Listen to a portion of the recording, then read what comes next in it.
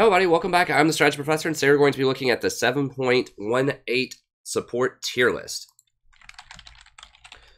So if this is the first time that you've watched a video of mine, it's probably going to be a little bit on the longer side. I'm going to try to do them a bit faster than I have in the past, but I'm not going to sacrifice any thoroughness to do that.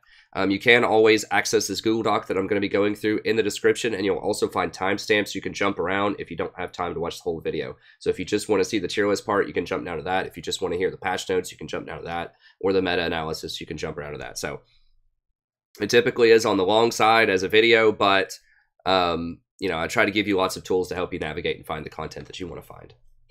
Okay, let's go ahead and just jump right in here. All right, so the TLDR, if you're going to skip the patch notes section, is the 5 biggest gainers are Azir, Fiora, J4, Mao, and Sejuani. 5 biggest losers, Cassiopeia, Cho, Elise, Gragas, Kalista. All right, so I added that in there, just a real quick TLDR. Okay, let's work our way through here. All right, so Azir got a pretty decent buff. It doesn't do very much early on. It's only 25 extra damage at level 11, but it's 150 extra damage at level 16. So I think they're really trying to groom Azir. Let me go ahead and pull him up again. I did think he was going to be a lot stronger a couple of patches ago. That hasn't quite panned out yet. A big problem with Azir is his itemization, which I think I talk about here. First of all, he's not going to be a major force in solo queue unless you're an Azir specialist. He really never was, even when he was at his most powerful point. He's extremely difficult to play correctly. I think that he will see some pro play by people like Faker, maybe during Worlds. Somebody will try him out, I think. And I think the main reason for this is he's going to be the premier sustained damage tank breaker mid laner, because Cassiopeia is getting a huge nerf this patch, which we'll talk about. Ryze is still in big trouble. And I think those were the other two champions that could potentially compete for sort of top-end sustained damage to break tanks. So I think that positions Azir to be that type of champion if a team wants that type of champion.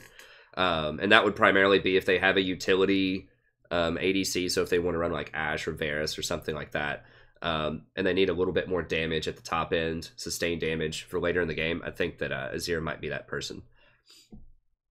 But the big problem with Azir is his 2-item power spike, which is Nashor's plus one other item. Usually I think Ryze is what people would get next, or maybe Leandri's, one of those two. It's not as strong as other champion power spikes out there because he doesn't build Morellonomicon or Rod of the Ages. So he doesn't have that good like single item power spike. Like Nashor's Tooth is pretty good, but most of his damage is tied up in his soldiers, and those only gain damage as he levels up. So primarily he's a champion that's based on his levels, right? So he powers up according to his levels rather than according to his items. His items, of course, are important. This is one thing that he's been critiqued about a lot, is his 2-item power spike is pretty weak. He does start to get a lot stronger at 3, 4, 5 items. And at the end of the game, you know, if he gets to 5 items plus boots, he's one of the most powerful mages, hands down. Nobody disagrees with that. It's just getting there that's the problem. But they are nerfing some of the early game bullies. They nerfed Azir or Cassiopeia's early game big time. They nerfed Lucian's early game big time. And so that will help him reach this late game powerhouse status. Hey, and did you ever turn engrams into anything? Giving him more damage on his ult at the end of the game, like 50% more base damage on his ult, just reinforces that they want him to be the premier force to be reckoned with at level 16. And I think that they're doing a good job of, you know, making that, you know, that's their goal, and they're making it happen. So I think that's it. It's just a question of can he get there or not, or is there just too much pressure in the early game? So I don't think he's going to be #1, but I think that he'll definitely go up a little bit here. And I just did this in alphabetical order. This is not in order of importance or whatever. Okay, so decent buff. I'm not sure if it's going to shake up the meta too much. I think that he might replace Cassiopeia, though, as sort of the premier scaling, late game, objective taking, tank breaking champion. And sorry, I do have a cold. I want to make sure I get these videos out here very soon. And since I'm speaking of that, it's really important that you watch videos that are up to date with the actual patch notes here, okay? That's why I wait until patch notes day. There are other YouTubers out there, and I'm not going to name people in particular, but you know who they are, who make patch notes and like top X, you know, OP champions on the next patch and stuff like that. When they have incomplete information, they don't know what's actually on the patch notes. They look at surrender at 20 or some other thing that talks about the public beta environment, which I look at that too, but that does not always reflect the changes that actually go through. So for example, when we go down here, this was not in the PvE. This is a huge deal for Elise. This hurts Elise tremendously. This extra movement speed was not on the PvE. It was just this.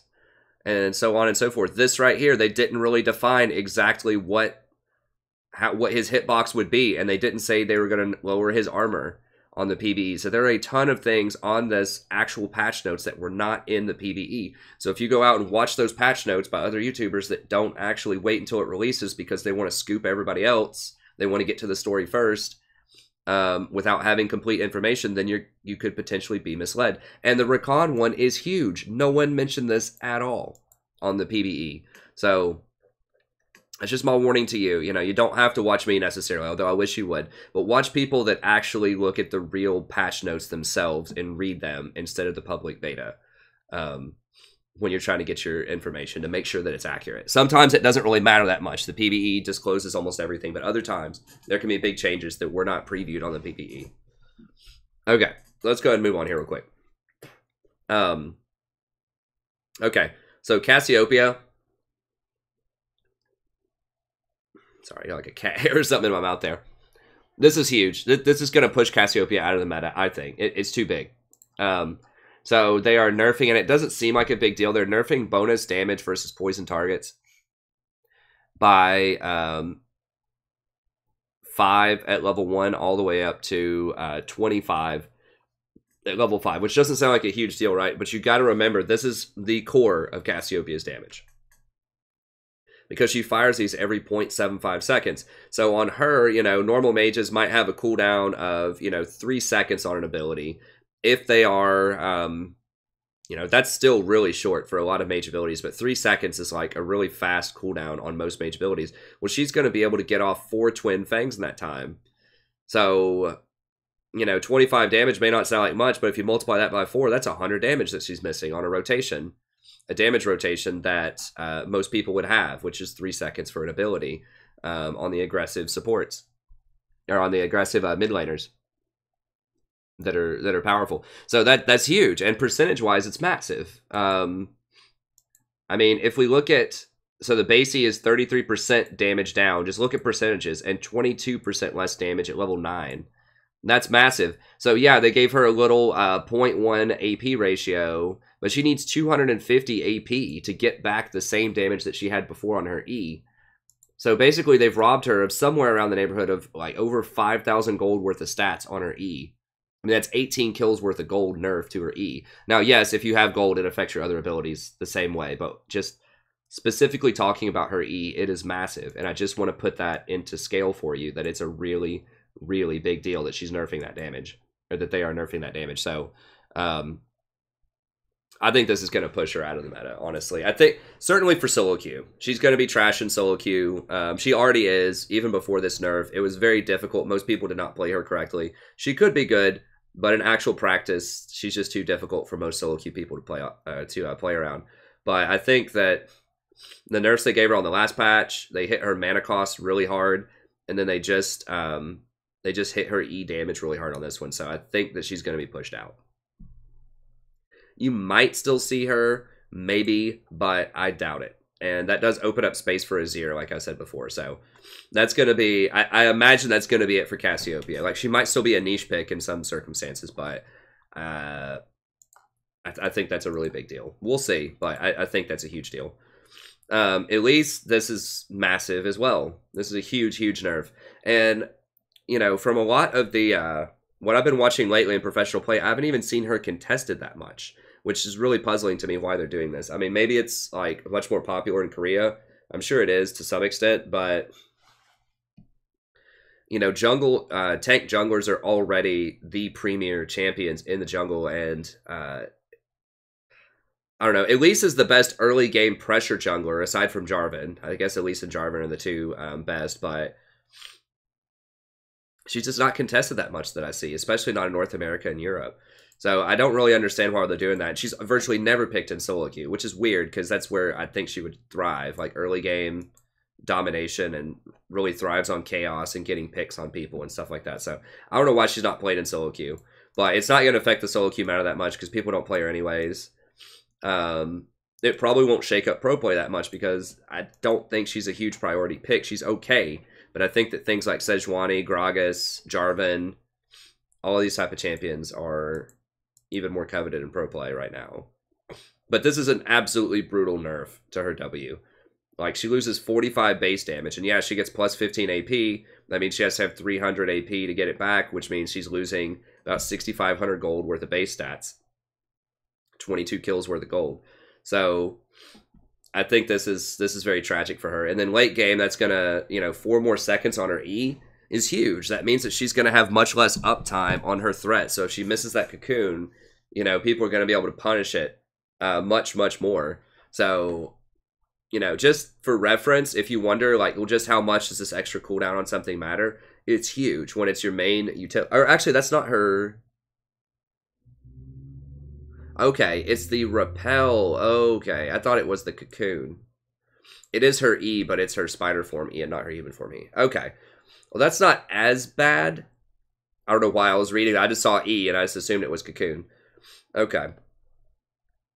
Well, that's not going to be as big of a deal then. It's okay, but you don't get off multiple repels anyway, so that's more of a reactive spell, typically. So that's okay. It's not that bad, but this is still huge. I mean, this hurts your damage rotation early on, big time, really big, especially in the mid game. Like, you level your Q first, and then you level your W next. So you're gonna feel this the most around level 10 probably. So she still has most of her damage in the very early game because it's only going from 60 to 55, but it gets much more pronounced weakness as you go on. So I don't know. I think it's brutal. I think you're just not going to see her that much. You might, maybe, if like Jarvan's banned in pro play and people really want an early damage, AP damage jungler, you might see Elise. I have heard, I haven't watched it yet, but I've heard that maybe like some new Nidalee builds were popping up in Europe. I haven't had a chance to watch that yet. But this would open up a space for Nidalee to become a better like choice, or at least a better choice than she is now as an early AP threat. But I would still prefer Elise to Nidalee, especially in solo queue because Elise is just more consistent. But either way, it's tough. I don't think it's going to shake up the meta that much, but it's really rough on Elise players. Okay. Fiora, I think this is a pretty huge buff for Fiora, actually. This could be one of the meta-defining moves here. I think this might make her the queen of the top again. Not entirely sure about that, but she is very good against tanks right now, and she's getting extra movement speed again. So they just gave her movement speed last time, and now they're giving her even more. So I think that's pretty big. And they're giving her... Now, this was awkward. This is like the bonus area after you proc the... after you proc all the vitals, then you get the extra movement speed. Because the way they had it, they really need to work on their grammar in these patch notes, especially. Like up here, I'm not like a grammar Nazi or anything, but this is just... This is really bad. Like, there's some clarity problems here. And there was a clarity problem here. But I think I got it figured out. Fiora once again gains duelist stance movement speed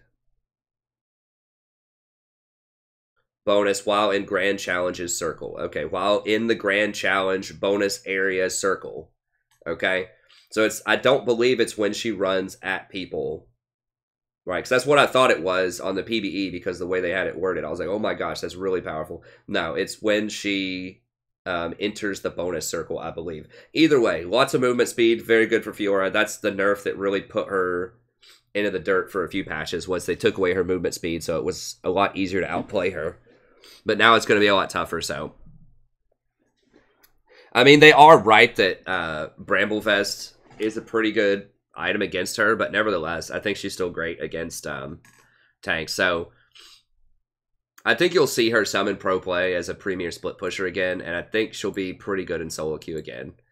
So I'm not quite sure if she'll be at the very top, but I think she'll definitely be in contention. She'll definitely be in consideration. She'll be pretty good.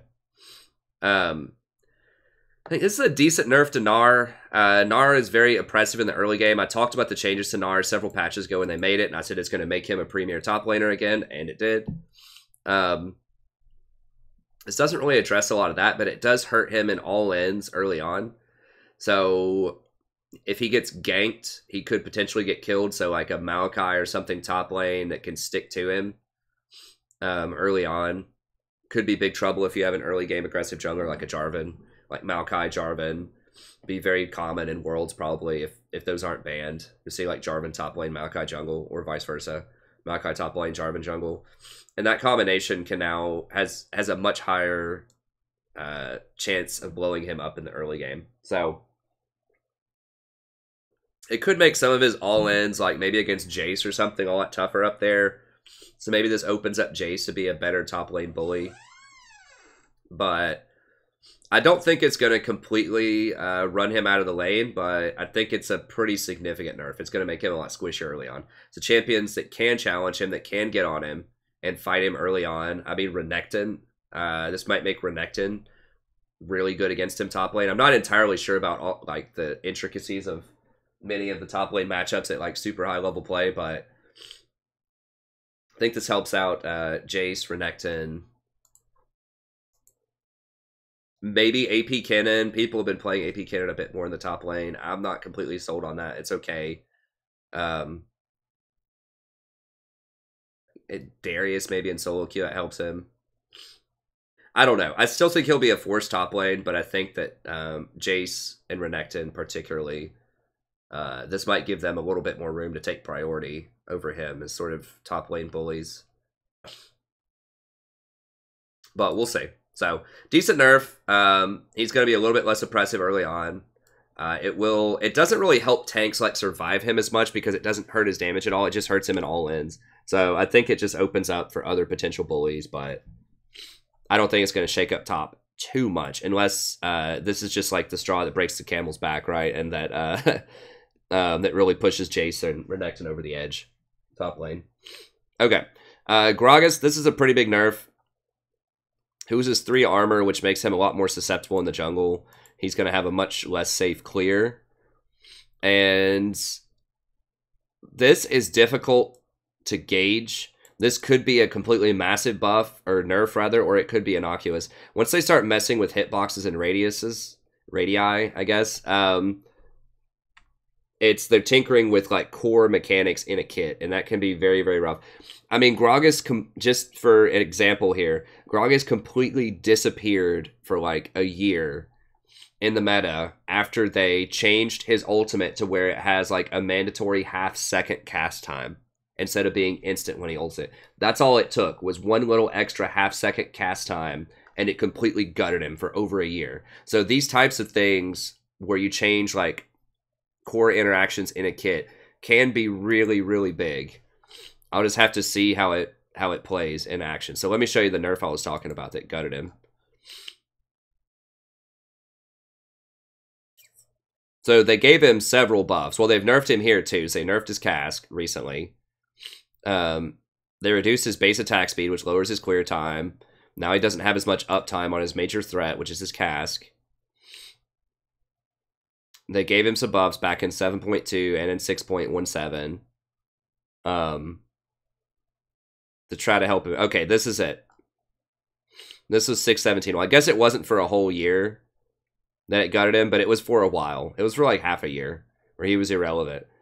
Travel time is now fixed at 0.55 seconds instead of having a fixed projectile speed and variable travel time based on distance used.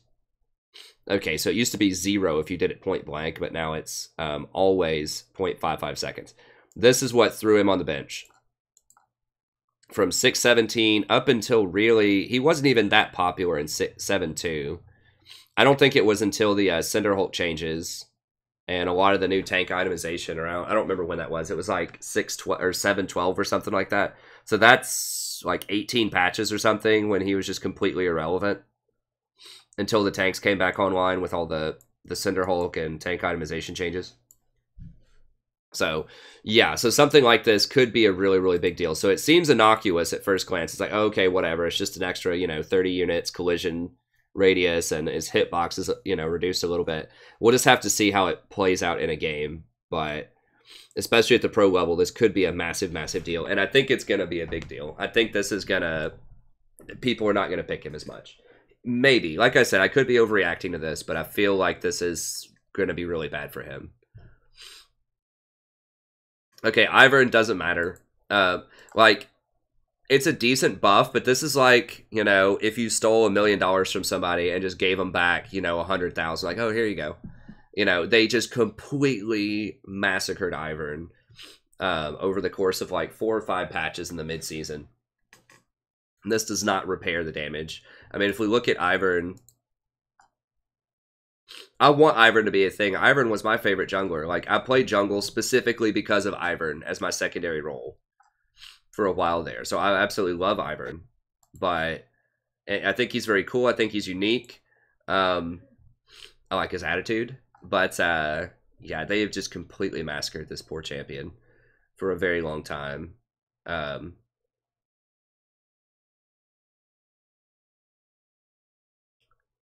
so they nerfed him here.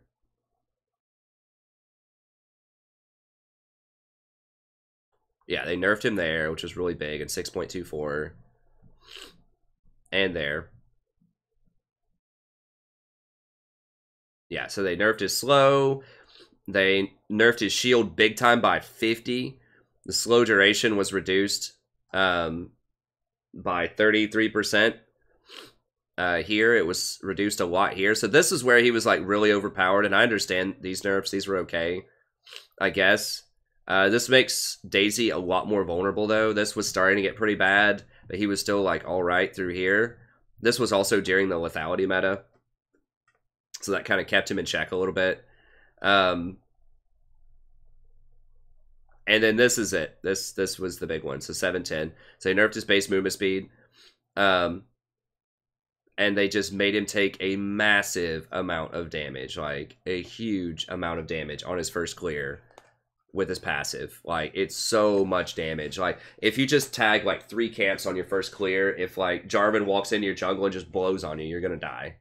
It is extremely dangerous and extremely slow on his first clear. And this patch obviously hasn't really addressed any of that.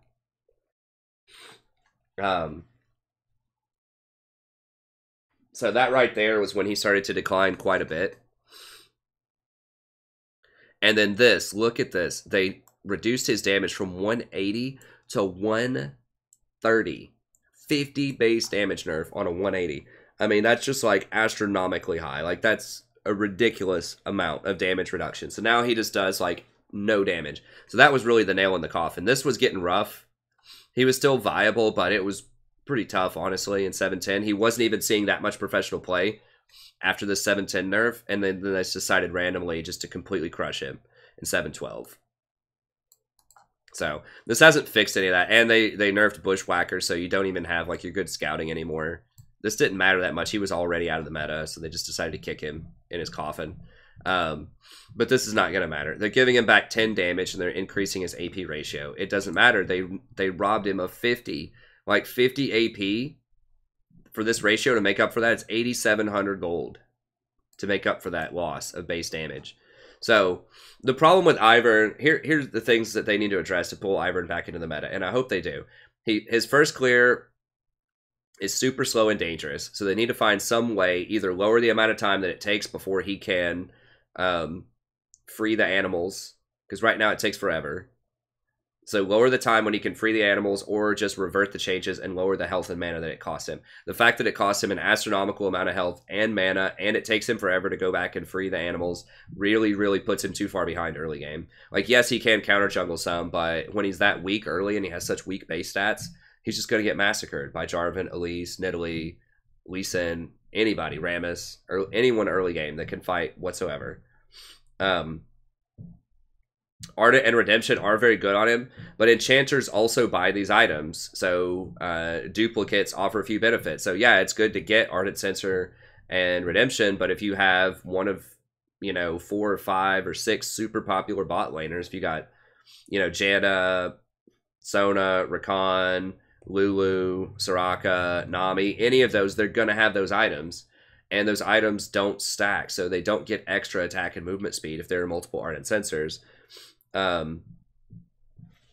The benefits are cut dramatically for having multiple redemptions on your team. So back in a meta, when he was really good, was when it was AP bot lanes and pushers, and people would not get Ardent Sensor. People would still get redemption sometimes, but champions like Zyra in particular was very strong. And so you could run Zyra early on in the season, and then you could run Ivern, and Ivern would give you your heals and your shields. He'd give you the redemption. He'd give you the Ardent Sensor if you wanted it. It didn't matter back in the lethality meta as much, but he could give you redemption was the big one to complement your AP support. But now, since everybody's running Enchanter's bot lane, there's really no need to run Ivern because everyone else is already going to have his utility items. And nerfing, or they didn't nerf Athenes. It was a buff for everybody except for Ivern. He specifically, because of his timing windows and his power spikes, he needed that 20% CDR on Morellos. And so he would go things like Ionian Boost, 20% on Morellos, and then Forbidden Idol as part of Redemption, and boom, he was almost at 40% CDR. And that's a really big deal because that allows him to have much more uptime on Daisy. So all of those changes are really rough on him. Now, they're not going to change Athene's back. It's okay right now. It's just he's missing that 10% CDR in his build. He could maybe make up for that with runes or something, but it's rough. And the nerf to Knight's Vow on this patch is also bad because that's another item that he could use very well is Knight's Vow. That gave him some tankiness and it gave him utility. So, you know, he might be okay as a pick for some pros who want to run non-Ardent supports. So they want to run Alistar and Thresh. Thresh can be an Ardent support if you want him to be, but a lot of pros don't run him that way. But I just think that most pros are going to run an Ardent Sensor support. So I don't know. He might be okay. And he might get picked occasionally because they are nerfing some of the early game counters to him, like Elise. And if Jarvan's banned, Elise is weaker, and people are picking tanks. You know, if they're picking a Sejuani, you might be able to get away with having a weak early game clear if you're just kind of having a farm off later. And if you have some other tank on your team and you don't need a tank initiator. So if you have a, I don't know, let's say you have a top lane Galio or something like that, then maybe you could run Ivern in the jungle and you'd be okay. I don't know. You're not going to see him, I don't think. He needs a little more help. So he's cool. I love him. He's probably my favorite design jungler like of all time. I really, really love Ivern. I think he's awesome, but he's just not in a great place right now. So I hope they fix him. Maybe the preseason will give him some help with the runes and mastery changes. So he's okay, but he's going to get slaughtered by early game. And he doesn't have a lot of synergies with other champions right now. Like a lot of what's going on in the meta is just different synergies, like Orianna with Galio or Kennen with Jarvan, or Galio with Jarvan. It's just a lot of like tanky, engage, area of effect, team fight type of comps are kind of the strongest thing right now. Okay, Jarvan doesn't matter.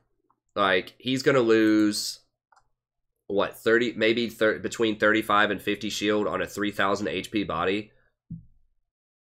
That's not going to matter. I mean, if he hits multiple targets, so if he uses this in the middle of like 5 or 6 people, okay, that might matter a little bit more because that's going to give him, you know, if he hits 3 people, then he might lose up to 150 shield. So it's a thing. It's a thing. But the problem is Jarvan has so much excess power right now. And that's not why he became good, okay? That's what people need to understand is Jarvan is not good because he received a buff. I heard some people alluding to that, and I don't remember where it was. It might have been on stream, or it might have been another person's channel that I was looking at or something. I can't remember, honestly. It was a while ago, but I heard someone saying, well, what made Jarvan good was that buff they gave to his shield, and since they're reverting that buff to his shield, basically, then, you know, he's gonna be bad again. That's not it. I mean, I would argue this is even...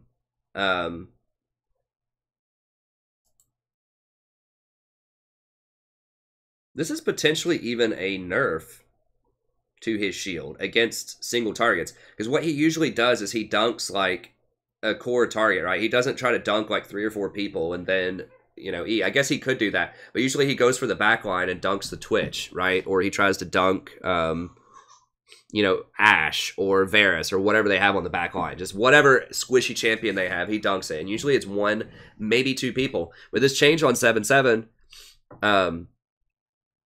it's 4% of his max health from 100. So it used to be a 100 shield per enemy hit, right? And so if he has 3,000 health late game, which is probably about right, if he has 3,000 health, 4% of that, I guess, would be like 120. So he'd get like 20 extra shield right here, which is not going to be that game-breaking because they lowered it by 5 shield here. So he's really getting like 15 extra shield. That's not why he's good. Why he's good is the meta shifted around and he became the premier engaged champion, and they created all of these tank items that make him ridiculously tanky, and he has really high base damages and utility for his team. So it's not this particular buff that matters, it's the items around him and the meta around him, the other champions that got nerfed and buffed, and the type of game that's being played today. That's why he's good, not because of the shield.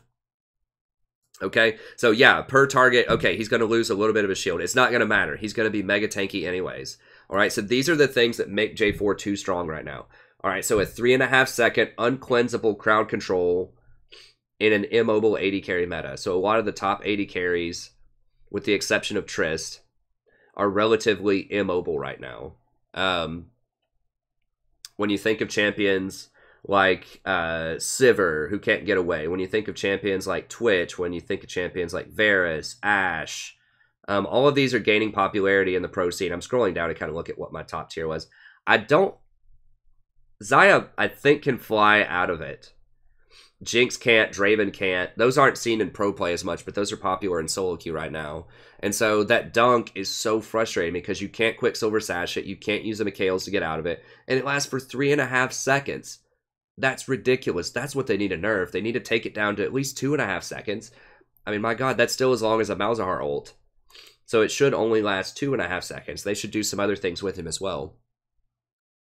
But that's the problem, is that this ability just does too much, right? It's on 120-second cooldown, level 1, so you can just run around and spam it.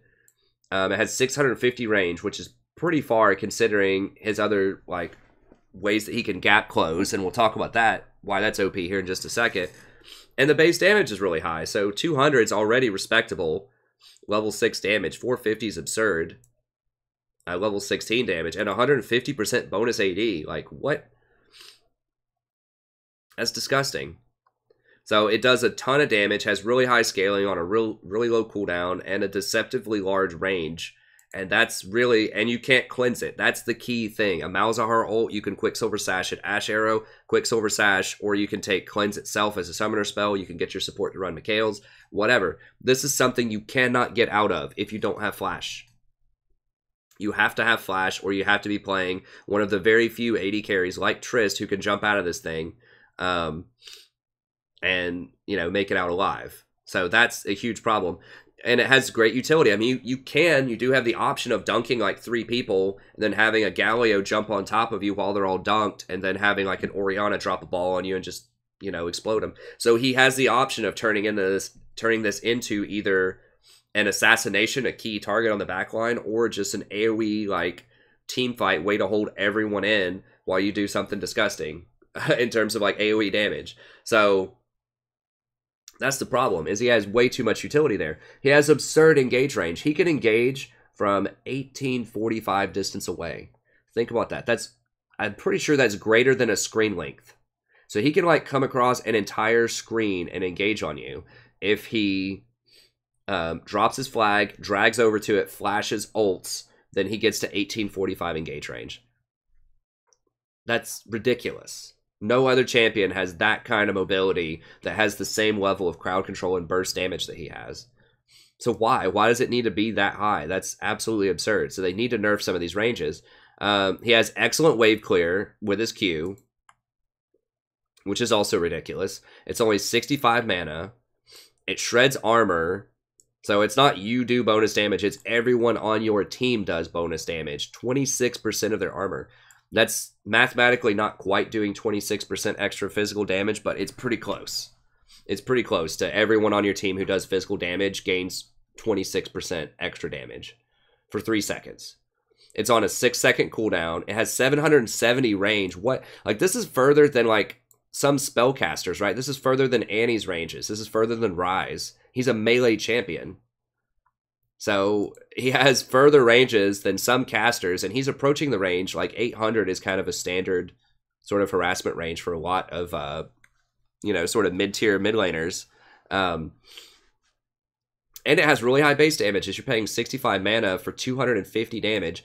There's no diminishing return, so if you just stab a minion wave that's coming in, you have such fast wave clear because it hits everybody. It does not do reduced damage. Like Caitlyn's Q, how they nerfed her, a big part of it that put the nail in the coffin for Caitlyn was they reduced her Q damage to all targets beyond the first. Jarvan doesn't have that. It hits everybody in the wave. It hits everybody in a team fight. And he can combo this with one of his other abilities to knock somebody up for 0.75 seconds. That's just too much. Like, why? Why is it so cheap? It reduces armor for everybody. It has massive range, massive damage, really high scaling, really low cooldown. What? I mean, what's the trade-off? So these are the things that make him ridiculously strong. Is that Q for 65 mana is 250 damage, 120% bonus attack damage, 6% CD, area of effect, 26% armor, and 770 range. It's just like one of the most absurd abilities in the game, in addition to his ult. And his other abilities aren't bad. I mean, this gives him some free tankiness. They're nerfing his worst ability, basically. This is still decent. I mean, it gives everyone on your team 15% bonus attack damage. I guess this is probably his worst ability, but either way, it's like it's great utility, gives team bonus attack damage, shreds armor on everybody, sets up these wombo combos with other champions, and he's great on his own. Does really high sort of burst damage when he combos people, really high ratios. That's ridiculous. And his itemization, because he can get Cinder Hulk, Titanic, Knight's Vow, and he just becomes virtually impossible to kill. He has really good wave clear in the jungle with Cinder Hulk. And with Titanic Hydra, he does pretty good. That adds to his burst damage, and it gives him pretty good sustained damage overall, and better wave clear. So once he gets Tiamat plus Cinder Hulk, he just shreds through the jungle, and then he only, has a 90-second cooldown on his ult. He can just run around and just keep dunking people. There's just not enough counterplay to him. So, yeah, this is a slap on the wrist. It doesn't matter. He's still arguably the #1 champion, period, on this patch in any role. And you can flex him, which in pro play is a huge deal because you don't know if he's going to go top or jungle. And that's very, very powerful. This is why he's like pick banned. Like he's either first pick or banned in virtually every game on patch 7.17 that I've seen. And it's going to continue to be that at Worlds. This doesn't change anything, really. And the fact that they've nerfed some of the other tanks, like, in a big way, like they nerfed Gragas in a very big way, and they nerfed Cho in a very big way, and they just slapped him on the wrist, is going to make him much, much better by comparison. So, expect to see this guy banned every game in pro play. And if he's not banned, if someone gets him, expect them to have a high chance to win the game. Okay, so let's move on. Alright, Kalista, this is not going to matter for solo queue, because most Kalista players aren't really that good. She's very hard to play, at least at Platinum and lower. But this is massive. This is a big, big deal. Really big deal. 120 seconds to 150. It says they're tapping down the frequency. They're not tapping it down. They're freaking, like, shoving it in a gutter. Like, this is going to completely gutter. Especially in game. It's not like they're just trying to stop her early game power, right? Because Kalista's power curve is basically, she gets super strong once she completes Boy the Ruined King and her boots too, right? So she hits her power spike much faster than people who go for Infinity Edge. So she can really punish champions like Tristana, like Twitch. She can bully them out and do a lot of damage early on, especially once she hits level 6 if she has a tank or Rakan on her team. Just throw them in there, start a fight, and just snowball, get really far ahead, take Dragon. She's excellent at taking objectives. Really good wave clear when she gets Boy the Ruined King and Hurricane. So this is what makes her strong. She has a lot of utility. She can start fights with her ult. She can keep her support safe with her ult. She takes dragons very well. She wave clears very well. She has excellent mobility to kite things like tanks. I've talked about her in my ADC tier list video from last patch if you want to check that out, or maybe the patch before.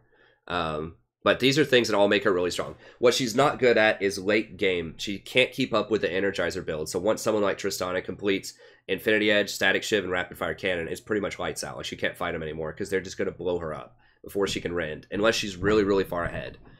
So that's kind of her power curve, is you have a lot of utility, you're very powerful early, you're one of the few lane bullies that are left that are effective.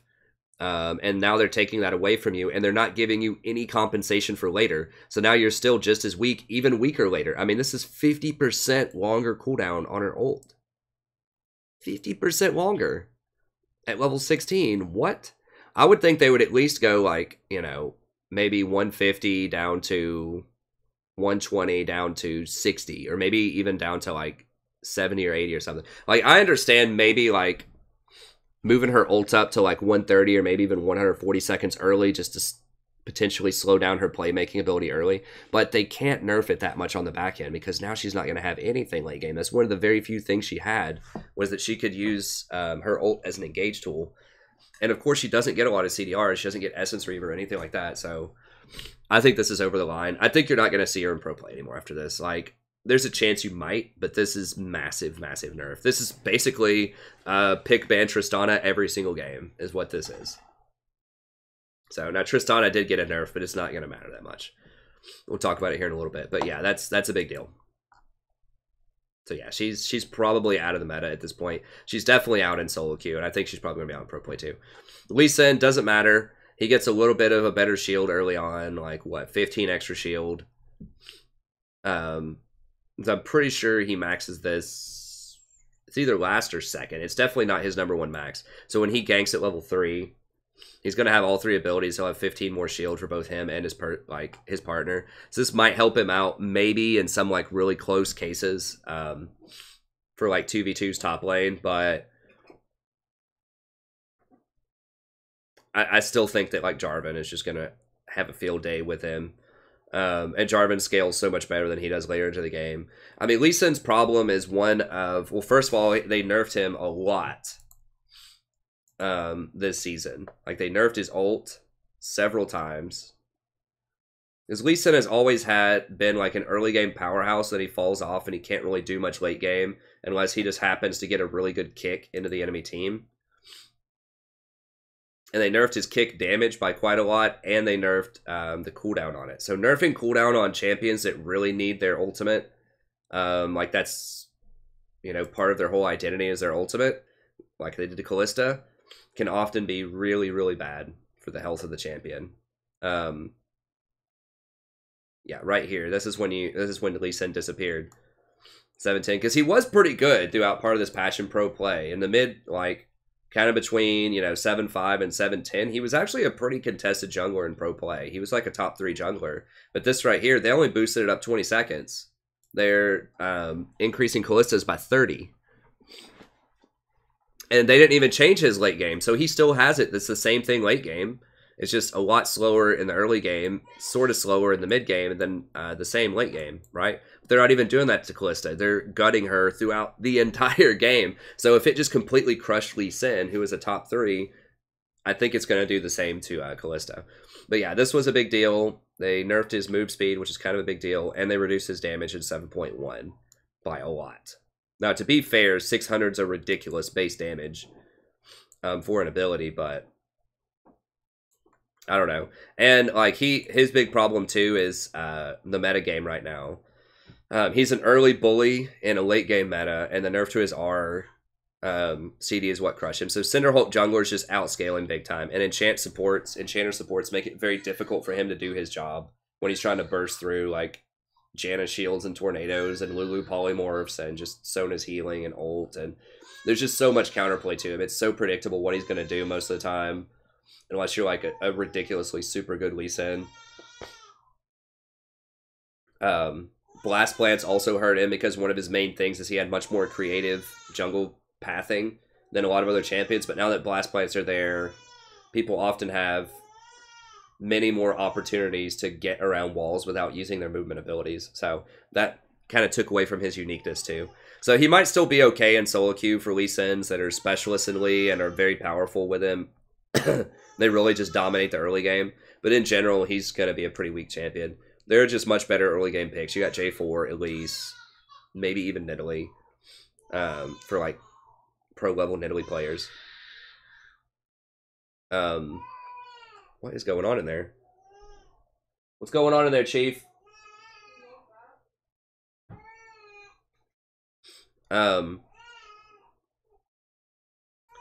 Lucian's gonna have, sorry if you guys hear that. My daughter's like freaking out of the other room. Let me close my door really quick. My wife's about to feed her, I think.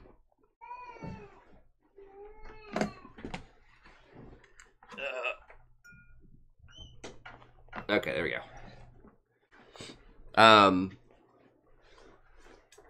So yeah, they're nerfing his mobility, especially early on. This is the second thing that you level, so eventually, once again, the patterns, you're going to get your normalcy, but you're losing a lot of your early game bullying power. So I think that's going to hurt. I mean, especially kind of his very early game, because he gets this second. So like by around level 10 or so, I think he'll have it at level 4 by level 10, level 3 or 4.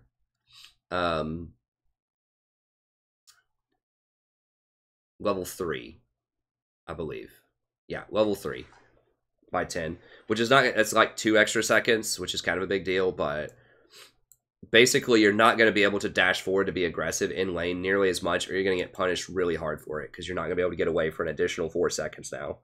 So, I mean, I'm not sure of the exact intricacies of his trading pattern, but I imagine it's probably dash in, double shot, which would reduce it by 4 seconds, Q, double shot, reduce it by 4 seconds, and then maybe like W, double shot, reduce it by 12 seconds, something like that.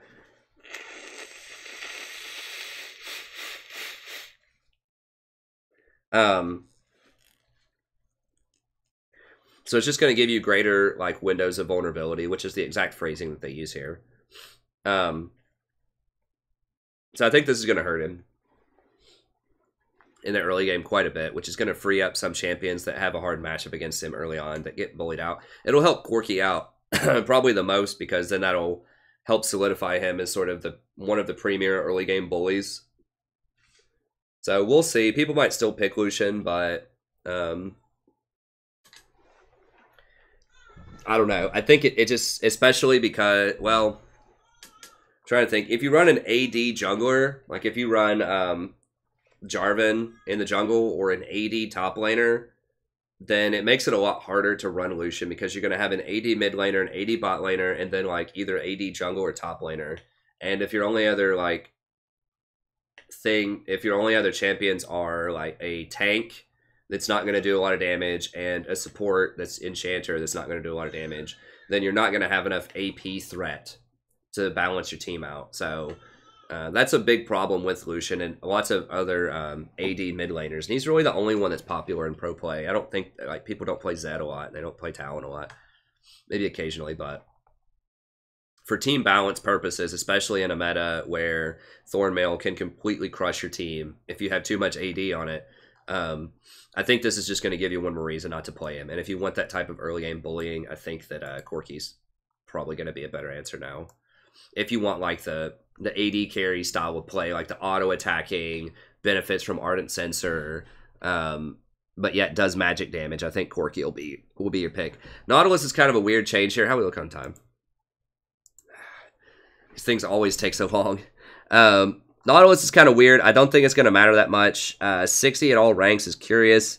I'm not really sure where they're going with this. They buffed the Q a while ago too. Like, they increased the damage on it. I mean, I guess maybe for support Nautilus, they just want you to be able to throw hooks a lot.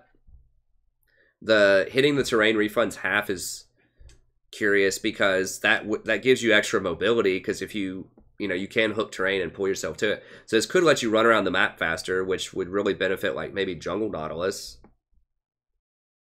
But his wave clear is going to be pretty low, or like not his wave clear, his jungle speed is going to be low, because he doesn't have any % damage like on any of his things. If you think about Sejuani, Jarvan, Gragas, a lot of these champions have percentage wave clear built into their kits.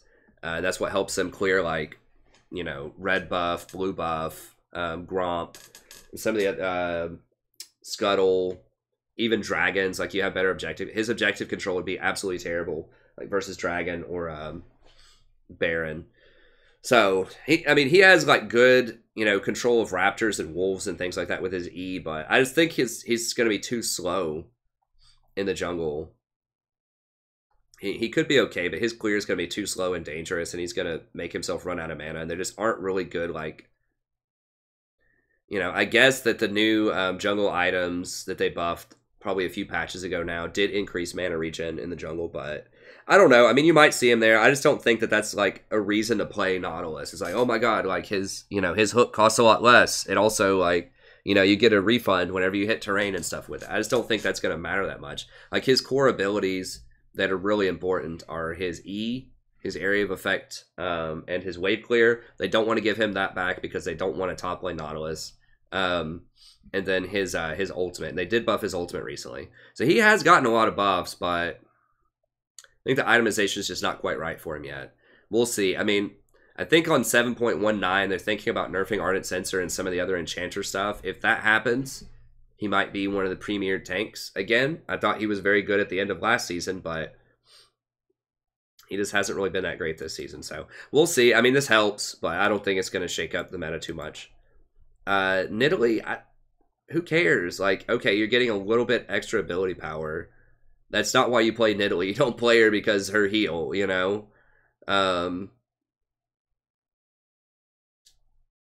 They're often overlooking her entirely. Yeah, because you completely gutted her early in the season. If we look at her changes, like, they made probably a dozen changes to her kit that were virtually all nerfs. Like, she was very good in professional play. She's almost always been terrible in solo queue. Her skill cap is way too high. She's very difficult to play correctly. Because you have to kite and get you have to kite camps in the jungle, get auto attack resets, be very familiar with pathing, and you have to really, like, dominate the jungle in the early game because you're just trash late game. You can't really team fight. You can't split push. You don't have good objective control. So you're just basically an AP assassin. But yeah, if we look at her history, I'm not going to go through all of her abilities. She's very complex. But this heal does not address, like, what the problem is. They're like, everybody's overlooking her. It's like, yeah, because of this kind of stuff. Like, they changed her Primal Surge. So they nerfed it quite a bit. The base. And then they made it, like, based on how low a champion is, it gets, like, extra healing. They changed her traps around. And then kind of at the mid of last season, yeah, here you go, 721. They nerfed a lot of this stuff. Yeah, here you go. That's where they did it. So they used to do a 205 heal with a 0.5 ratio down to this piece of garbage that also gives you, like, an extra 1% per 1% missing health. And then they increased the cooldown on all of her abilities by 20%. And then, 6 patches before that, they did all these nerfs to her, which I'm not even going to go over. It's just an insane amount of nerfs. Nerfs. Nerfs. Nerf. Nerf. I mean, like, it was literally last season, like, 7 patches nerfed her in a row or something like that. Like, she did not get any buffs, and it was all nerfs. And so, yeah, that's why people don't play her, right? It's because you nerfed her into the ground. So, anyways... yeah, that's, I mean, whatever, like, they need to give her more love than this. I mean, like I said, she might be okay, you might see Peanut try her out or something. I think he's still on SKT, I can't remember. But you might see, like, Nidalee specialists around the world try her out in some ways, but I feel like she's not going to be a force in solo queue, and she's probably not going to be that great in professional play anyways. But we'll see. So she needs something to help her transition in the mid of the late game. Like, they say she doesn't have enough utility. We'll give her utility. Like, make her trap snare or something, kind of like a Caitlyn trap. Or, like, make it to where if a champion is marked, like, they take 5% extra damage from all allies or something like that. Like, I don't know. Give her something. Give her some kind of stun. Maybe if she pounces on somebody, it stuns them for half a second. I don't know. I don't know what to do with her, but... I think that having her be like this early game, it's just very hard to balance her because if she's really strong early, she can be very impressive in pro play, but then people aren't going to leverage and take advantage of that in solo queue. And so you've got this, she's just really hard to balance as a champion. And she's almost always going to be bad in solo queue for that reason. But anyways, it's not going to matter. Okay, Ornn doesn't matter. He's still going to be one of the weakest champions in the game. They didn't address his core problems. So they talked about maybe addressing it. I don't see anything that says they did that here, unless I'm overlooking it. Yeah. So they've given him all kinds of buffs. I just don't think it matters. These items are garbage. They're still not cost efficient. Now they've made it to where you can't upgrade his items until level 13 because your own teammates were getting baited by it. Like, that's just how weak he was, is your own team was getting baited into buying these upgrades on bad items, and it was hurting your team. So that's why they did this. Not because it was too powerful, but because it was actually baiting your teammates to do really silly things, like upgrade, I don't know, Black Cleaver. Like, once you get Black Cleaver, upgrade it, you know? And that's just really bad. So, like, that's how bad this passive is they just don't want you to even be tempted to use it until level 13. So they nerfed his base stats. Doesn't matter, though. This doesn't matter that much. Okay, they did, like, buff some of this, like the spawn time on this.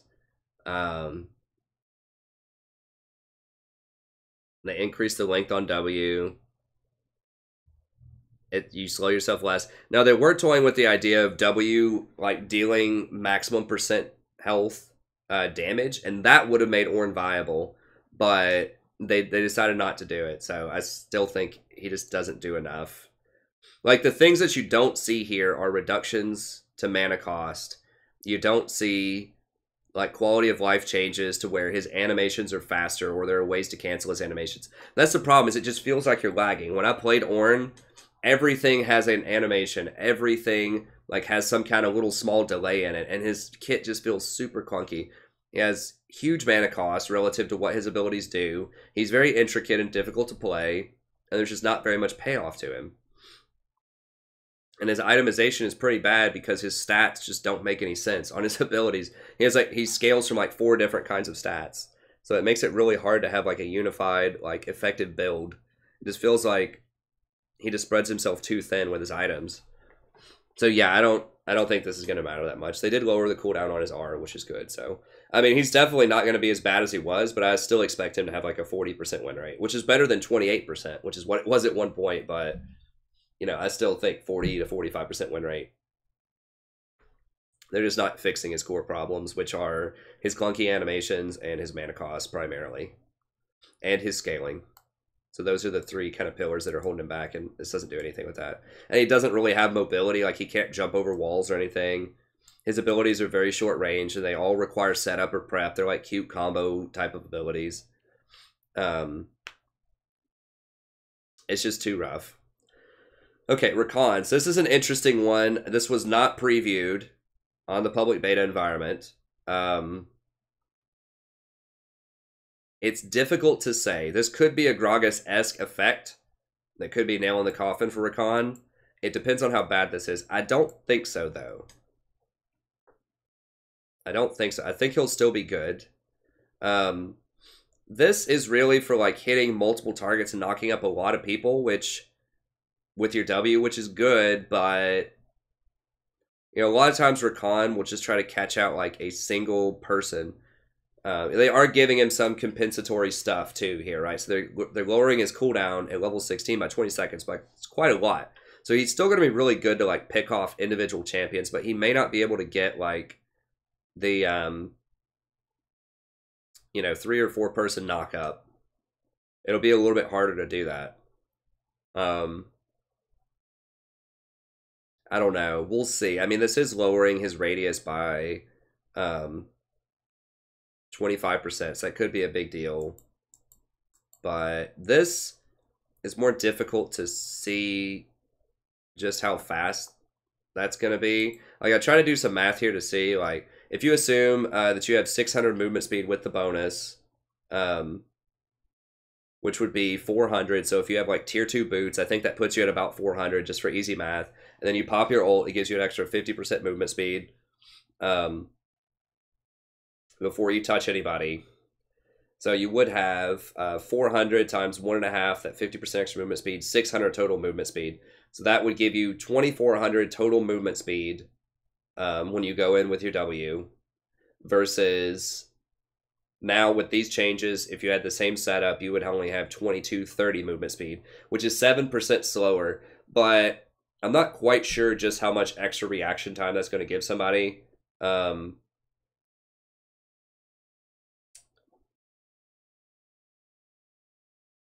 I think, so what it means is like movement speed is how fast your champion can move in 1 second.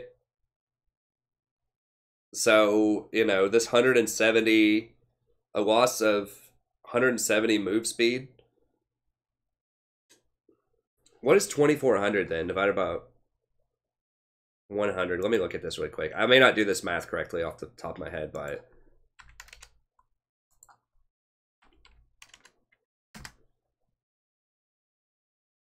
I think that means you would get there in 400ths of a second. It's something like that. It's like 400ths of a second, right? So 0.041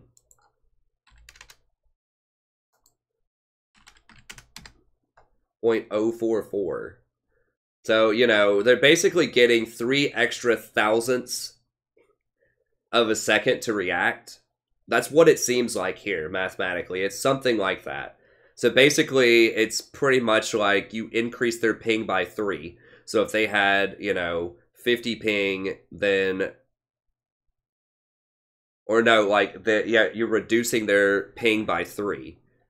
Because ping is in the thousands, it's milliseconds. So, and that's what this is. This is like 3 milliseconds or so. So basically, it's like they go from, you know, 40 ping down to 37 ping to react to you.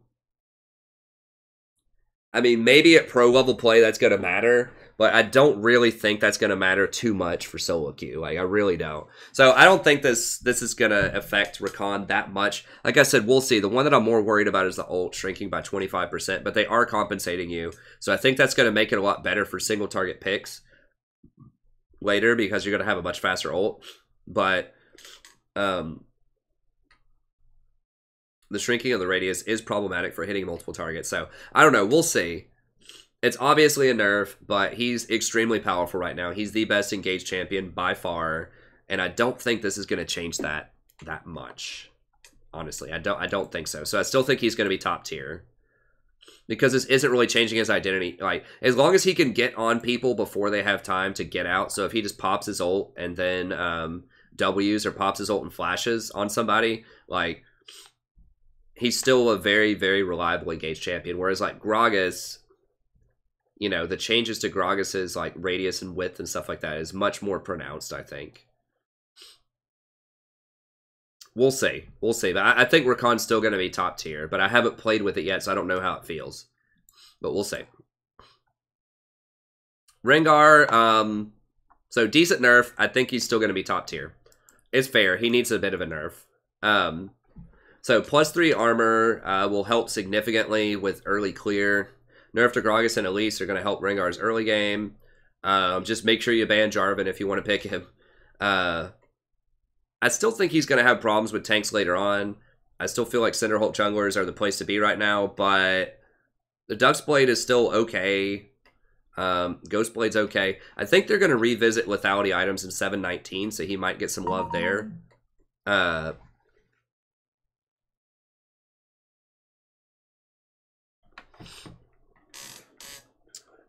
So I think he might have problems with tanks. However, people might pick squishier things now. Now that some of the tanks have been nerfed, he might have an opportunity to shred some squishies. And enchanters are so good, he's very good at killing enchanters. Because he can remove crowd control with, I think it's his empowered W as well. So particularly against Lulu, he can empower and like bust himself out of that polymorph, which is very frustrating as Lulu.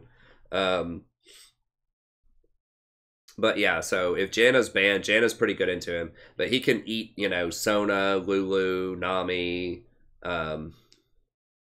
He probably has a bit of a hard time against Rakan. So I don't know. I don't think he's going to be a super top tier jungler anymore. But if you like playing him, he is one of those like booster type of champions that can snowball super hard if you're really good with him. So I think this helps. It helps, but I don't think it's going to make him like super mainstream like he was earlier on in the season. It helps him, but he still has some problems. Ryze, I don't think this is going to be enough to buff Ryze. If you've ever tried to read new Ryze, I haven't even tried to read him in years. He's obscenely difficult to understand. Like, he's very, very difficult to play correctly. He has all of these combos. I mean, just look at the amount of text in every, like, skill box if you read this. Like, there's so many different, like, bizarre combos, interactions with him. He has really short ranges. Just why? Just don't play Ryze. I mean, you might see, like, this, maybe this is the thing that pushes him over the edge and Faker plays him at Worlds and goes off. Like, that's possible, but I really don't think this is going to be a huge deal. It does add a little bit of extra damage to his rotation. For sure. But I still don't think it addresses his core problems. You know, his ranges are very short for a mage. He requires a lot of preparation and setup for his abilities, so he doesn't have a lot of reliability. His early game itemization is really weak. He has to go tier Rod, I believe. So, you know, I just think if you want to play a champion that's going to be like questionable early, that's going to scale super hard late game, just play Azir. I think Azir is going to be a much better area of effect, like machine gun, top end damage, AP user. I think Azir is just better if you want that type of thing. I still think that like Talia, you know, and those type of champions are going to be the best. Like Talia, Orianna in pro play, Talia and solo queue, Orianna not so much. It's okay. It's a buff. I just don't think it's going to matter. He needs a lot more help.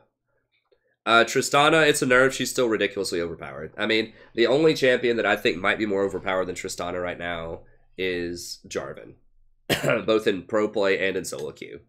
They are nerfing her bomb, which helps. They were going to nerf her ult, but they stopped. I mean, if you ever look at her ult, it's kind of like Jarvan. You're just scratching your head. Like, how did she get all of this? Like, who did she, you know, who did she talk to get all this? Where is it? Like, this is ridiculous if you look at it. So it has a similar pattern to Jarvan where it's like all of the makings of OP, right? So it has a really low cooldown, has a longer range than you would expect, has great utility to it. So this one knocks back multiple targets. It only damages one target, but it does knock back everybody who's around. So she can knock back potentially like 3 people.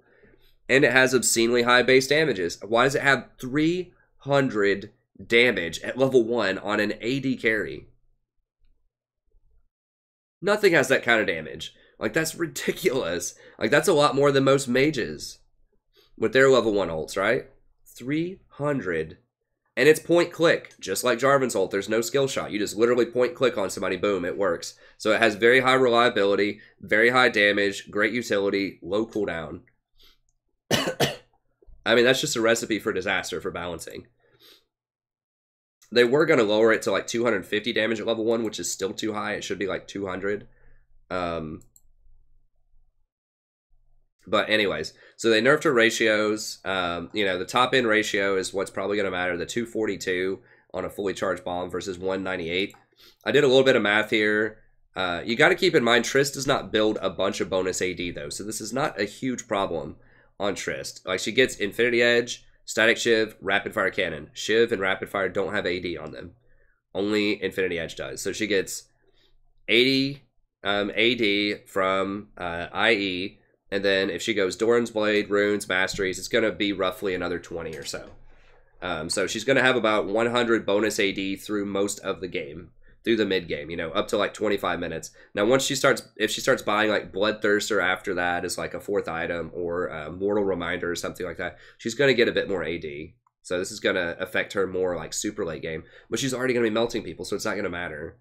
So you're going to lose 44 damage with your E at level 9 from a full rotation if you have 100 bonus AD. So if you've already got your Infinity Edge completed. Because it's going from 244 bonus attack damage to 198 bonus attack damage. So the new E only deals 420 damage now. Point click. What? So she has a point-click ability that does 420 damage. Still, even despite this nerf, because the base damage is so high on it. And it's like 200%. I mean, that's the kind of thing that you see on, like, AD Assassins. Like, that's the kind of ratios you would see on something like Pantheon or Rengar or Kha'Zix. Unsafe champions that are super dangerous that have to really sacrifice a lot of their reliability in order to kill somebody, right? You have to get in their face to do that.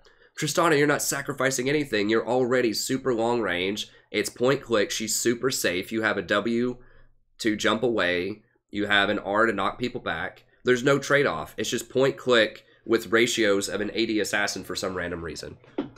So 420 damage on a non-skill shot point click ability that can also melt towers and resets her jump, so she gets even more safety when somebody dies. Or when a bomb is charged, they don't even have to die. The bomb just goes off and she gets a reset on her W. Like, that's ridiculous. And she still, like I said, has 300 damage on a level 6 point-click ult that's super reliable. Knocks back targets, 100 CD. She's 100% pick ban. If she's open, you take her. That's it. The only champion you might even possibly consider would be Twitch or Draven in solo queue, and that's still pushing it. Twitch is a very special case because he's invisible and people don't respect him, and he has extremely high team fight damage. So he scales potentially harder than Trist does. He's just not nearly as safe as Trist is. So that's debatable in solo queue. I think in pro play it still is a Trist Grand Slam. And then Draven in solo queue can match her too somewhat if he snowballs really hard early. So, yeah, I think Trist is still just ridiculously overpowered. This is a slap on the wrist. Doesn't matter. And now that Kalista is nerfed as well, there's not going to be as many people to challenge her early on. So, super safe, tons of damage, 110 attack speed on her Q. I mean, every ability just is absurd. She's just super, super strong. So, ever since they nerfed Kate really hard, and now that they've nerfed Kalista, she's just still up at the top of the totem pole. All right, Cinder Hulk. Minor nerf, who cares? I mean, what are you losing? 25 health? Rumble doesn't matter. It's just clarity for people that aren't used to playing Rumble. 25 damage, who cares? This is still a meta-defining item. It helps you wave clear or like jungle clear super fast and gives you 20% bonus AP. Plus 20% of your bonus AP. So, in line with options available to non-tank junglers. Oh, I see. It's not going to matter. I mean, 25 times, you know, it's losing 67 gold worth of efficiency. Whatever. Like, it still was really good. So it's that ratio that's really strong on it. That 20% is what needs to be nerfed. It needs to go down to like 15 or 10. And I think that it used to be 15, but there's just too much going on with that item in addition to the new Thornmail and Spirit Visage and Adaptive Helm, and there are just too many good items on tanks right now in the jungle. So, it's a huge problem. Spellthieves, this is pretty disappointing. Like, they had previewed on Surrender at 20 that they were going to give it 20% CDR on Eye of the... I'm blanking on it. Eye of the Watchers, the blue one. They were going to give it 20% CDR, and that would have made it really compelling. I still think that people would have wanted coin, even in that case, but on someone like Zyra or Brand, it would be very tempting to go Eye of the Watchers. But now this is worthless. Who cares? This is absolute trash. Like, this doesn't matter at all.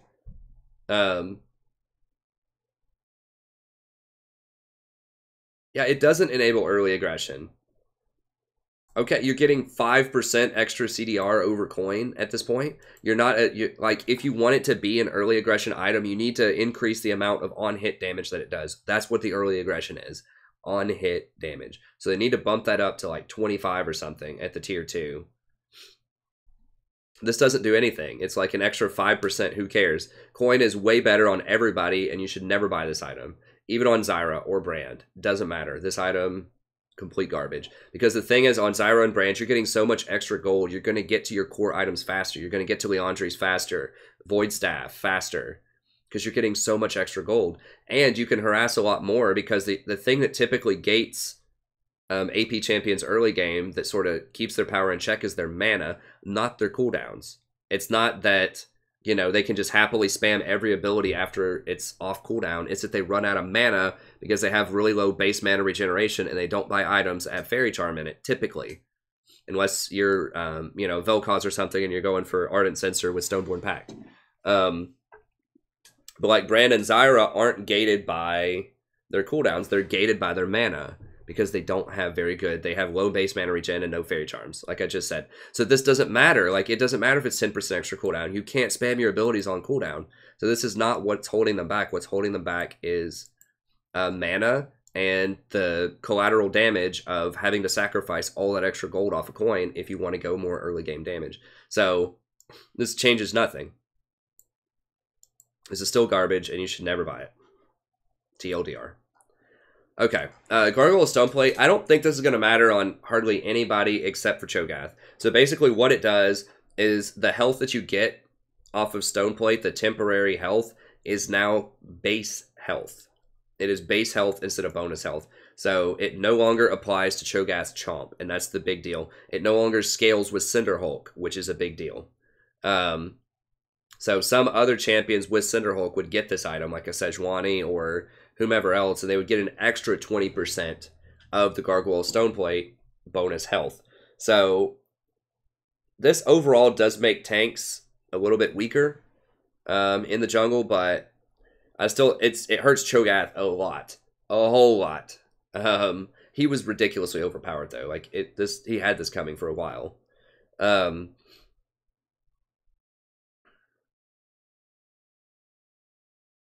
Between Cinderhulk and Gargoyle Stoneplate's active cause combination. Okay, so they're saying there's a different bug fix that fixed that. Well, okay.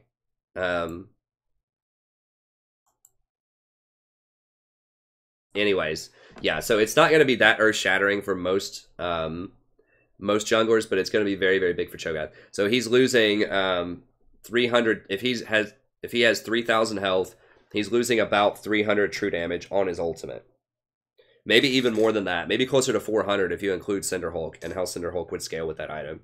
So that's roughly like 600 magic damage equivalency. Not exactly that, but true damage. The easiest way to think of it is it's like double damage because it cuts through resistances. So if someone had 100 magic resist, it would be the equivalent of doing 600 magic damage.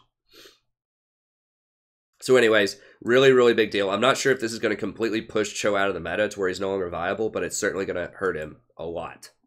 A lot. So he might still be okay, but he's not going to have nearly the same level of like ridiculousness that he has had for the past few patches. So I think that's pretty significant. Knight's Vow is a huge nerf. It's minus 100 HP for 100 gold. That's not a great value. It makes Vow a lot less slot efficient. They intend to hurt Cinderhulk junglers with this, but it really hurts tank supports because this is a core item on tank supports. You know, Braum needs this. Like, Nautilus needs this. And Tahm Kench needs this, and this is really, really bad. 100 HP is a big deal for supports. It may not be as big of a deal for like the super tanks late game. You know, when they have 3,000 HP, who cares? But supports really, really need that. Because if they have to get Locket, they're not going to get HP on Locket. And they usually do have to get Locket. So they don't have those huge 3,000 health pools where this would only be, what, like 3% or something of their total health, something like that. You know, this is a really big deal because supports are going to have about 2,000 health or so, and that's going to make this about, you know, 5%, maybe even more of their health. So, because they're going to be obligated to get Locket, and that doesn't have health on it. So, anyways, this is rough. So, tank supports are already in a tough spot. This is going to put them in a tougher spot. I mean, this is going to hurt some junglers, right, who want this. So this will hurt Jarvan to an extent, but it's going to hurt all of them. Jarvan, Sejuani, you know, Rammus, Cho'Gath, Maokai. But there are other items they can buy. They don't have to buy Knight's Vow. There are lots of other options out there, potentially. Maybe they just buy Locket instead. Who knows? But yeah, they are nerfing it just a little bit. They might get it anyways. But it's not core to their functionality in the jungle. It's just nice to have. So they are nerfing several tank items. So, you know, you might see some damaged junglers like poke their head back up, but I still think it's going to be a lot about the tanks. Okay, and I think that's it. Yes. I didn't see any bug fixes that sort of caught my eye. Just looking over them again here really quickly.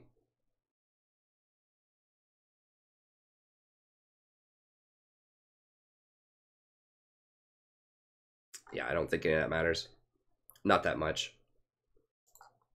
Okay, so real quick meta breakdown, and then we'll go down to the tier list. Jesus, this is still going to be like an hour and 30 minutes. It always takes forever. That's just how it is. I just like to explain things in depth. Okay, Enchanter support still going to be on top. Ardent, Athene, Redemption, Mikhail. This is all super good. Nothing's changed about that on this patch, and they're still going to be top of the food chain. Tank supports are going to get weaker because of Knight's Vow. They were already the weakest of the 3 types of supports, I think. So now tanks that can use Ardent Sensor, tanks that can use Ardent Sensor like Rakan, Thresh, Blitz, Taric. These are also going to be like okay. They're going to be in a little bit of a better spot, especially Thresh and Blitz, because they don't rely as much on their tankiness and survivability, because they are primarily used for their engage and their utility. So they're not going to be taking a lot of hits most of the time, and so it doesn't matter that things like Knight's Vow got nerfed. Like, obviously that sucks, but they'll still be good. Pure tanks, on the other hand, things like Nautilus, Braum, Leona, champions that have to get in close and personal, and they're going to take a lot of hits. This is going to hurt them. The Knight and the Locket change. Well, Locket didn't change, but Knight's Vow change is definitely going to hurt them. So you might still see him. I have been seeing a lot more Leona lately, but I don't think it's going to matter that much. I still think they're in a pretty weak state. AP supports are slightly stronger. I've been playing a little bit more Zyra lately, occasionally, and Brand. The reason why I think that they are starting to crawl back a little bit, if they just nerf, like, you know, Sensor and a couple of the enchanters, then you might see AP supports come back. So immobile ADCs are becoming more popular. So things like Twitch, Jinx, Varus, Ashe, Jhin, all of these are becoming kind of popular in solo queue.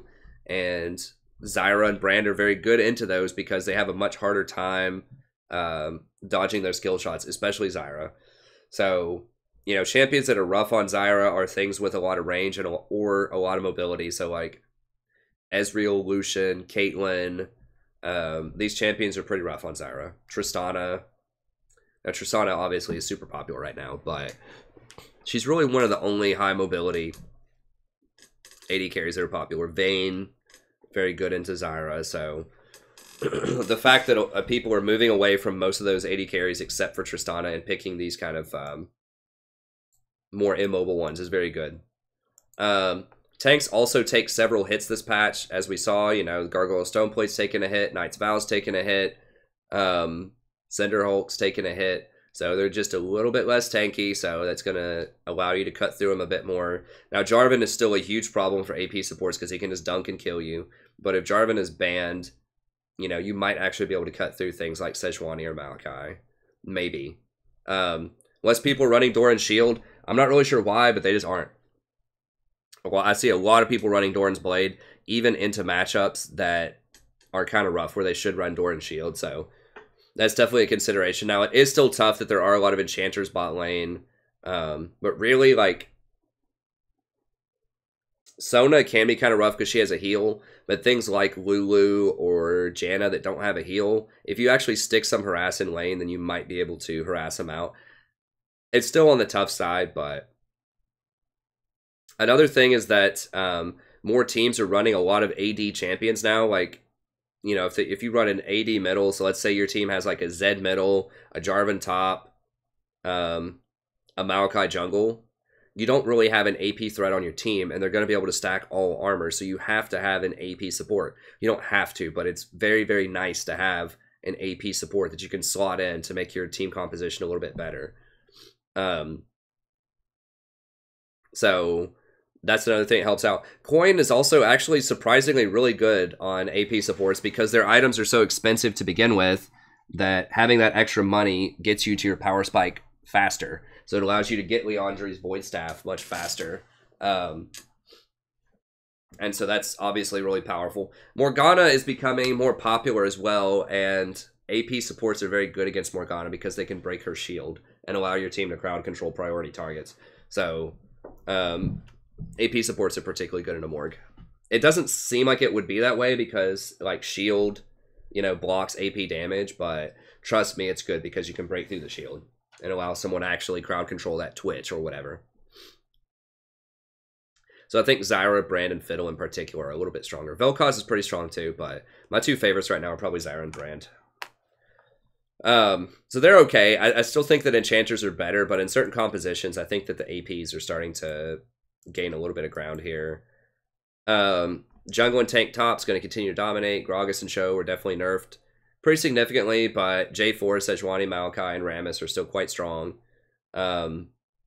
Energizer builds are still going to be dominating the AD scene, so that's Infinity Edge, Shiv, Rapid Fire Cannon, Warlords. I've talked about that interaction a lot in past videos, and I talk about it in my ADC video if you want to watch more of that, but, you know, it means that Trist, Twitch, Xayah, Jinx, Draven still going to dominate. All crit users, all benefit very heavily from those items. Okay, Peeler mids are still going to be really good. So, like, Taliyah, Azir, Syndra, Anivia, they're going to be good. Yeah, Anivia is good too. I think Corki might step up a little bit, as I mentioned before, to fill the void of Lucian in terms of auto attack harassment early. Orianna and Malzahar are still pretty good. I think standard assassins are going to still be weak because tanks are going to be too strong for them. So like Fizz, Katarina, Zed, Talon, all of these will be a bit weaker. Cat can still be really good if you get far ahead with her, but I think Kassadin, though, will still be good because he specifically has good matchups against AP champions. So he's kind of a special case. So top 5 for each role. I think that top lane is going to be J4, Maokai, Fiora, Galio, Kled. Galio's one who has escaped relatively untouched, especially if he's not in the jungle. He doesn't get... he has kind of some unique itemization. You might actually see him in mid lane a lot more too, especially in professional play.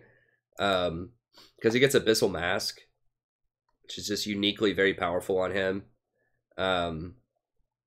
He doesn't have to get Gargoyle Stun Plate. He doesn't have to be in the jungle, so he doesn't need Cinder Hulk necessarily. He doesn't often get Knight's Vow. He can, but he doesn't have to.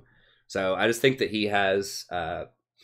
his itemization has been hurt a lot less than other tanks, so I think that it's going to raise him in priority a little bit more once again. Let me see what pros build on him really quick. I imagine it's like probably, you know, Abyssal Mask, maybe Banshees.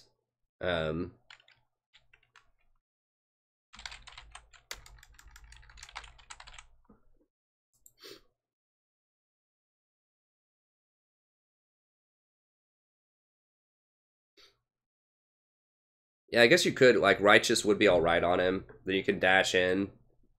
Thornmail's pretty good on him. Yeah, that would let you, like, run in maybe and taunt people. Looks like a lot of people take glory on him. They're running him either mid or top lane. Sunfire. Yeah, so I think he'll be alright. You can run Adaptive Helm if you want to as well. So I think he'll be alright.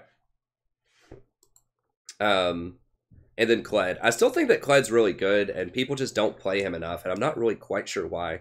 He has great scaling, really good hyper carry split pusher. I don't know. Maybe I just like Kled too much, but I feel like Kled's really strong right now, and people are just sleeping on him a lot. You might see some more... who was I just thinking of? Vlad could potentially come back in some position. Thornmail does hurt him, but who was it? There was something. Camille could make a comeback potentially as someone to watch. Akali and solo queue can be really good potentially. Oh, Mundo, that's what I was thinking of. I've been seeing a lot more Mundo in the jungle and in the top lane, and I'm not sure like exactly what's up with that. I know he got a recent buff. So you might see some more Mundo if AP champions start coming back. He does get a lot of extra magic resist. So like Spirit Visage is obviously like a core item on him, and that's a tank item that hasn't been touched. Cinder Hulk's good. He doesn't need Gargoyle Although Gargoyle was probably pretty good on him.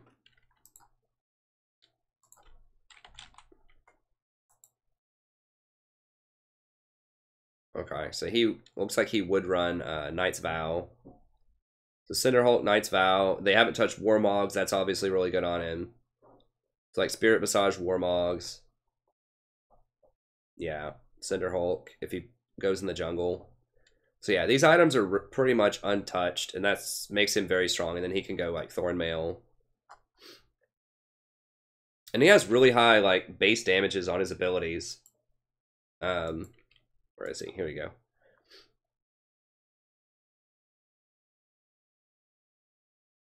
So he does bonus physical damage. Minimum bonus AD is 110. Bonus attack damage increased by this amount.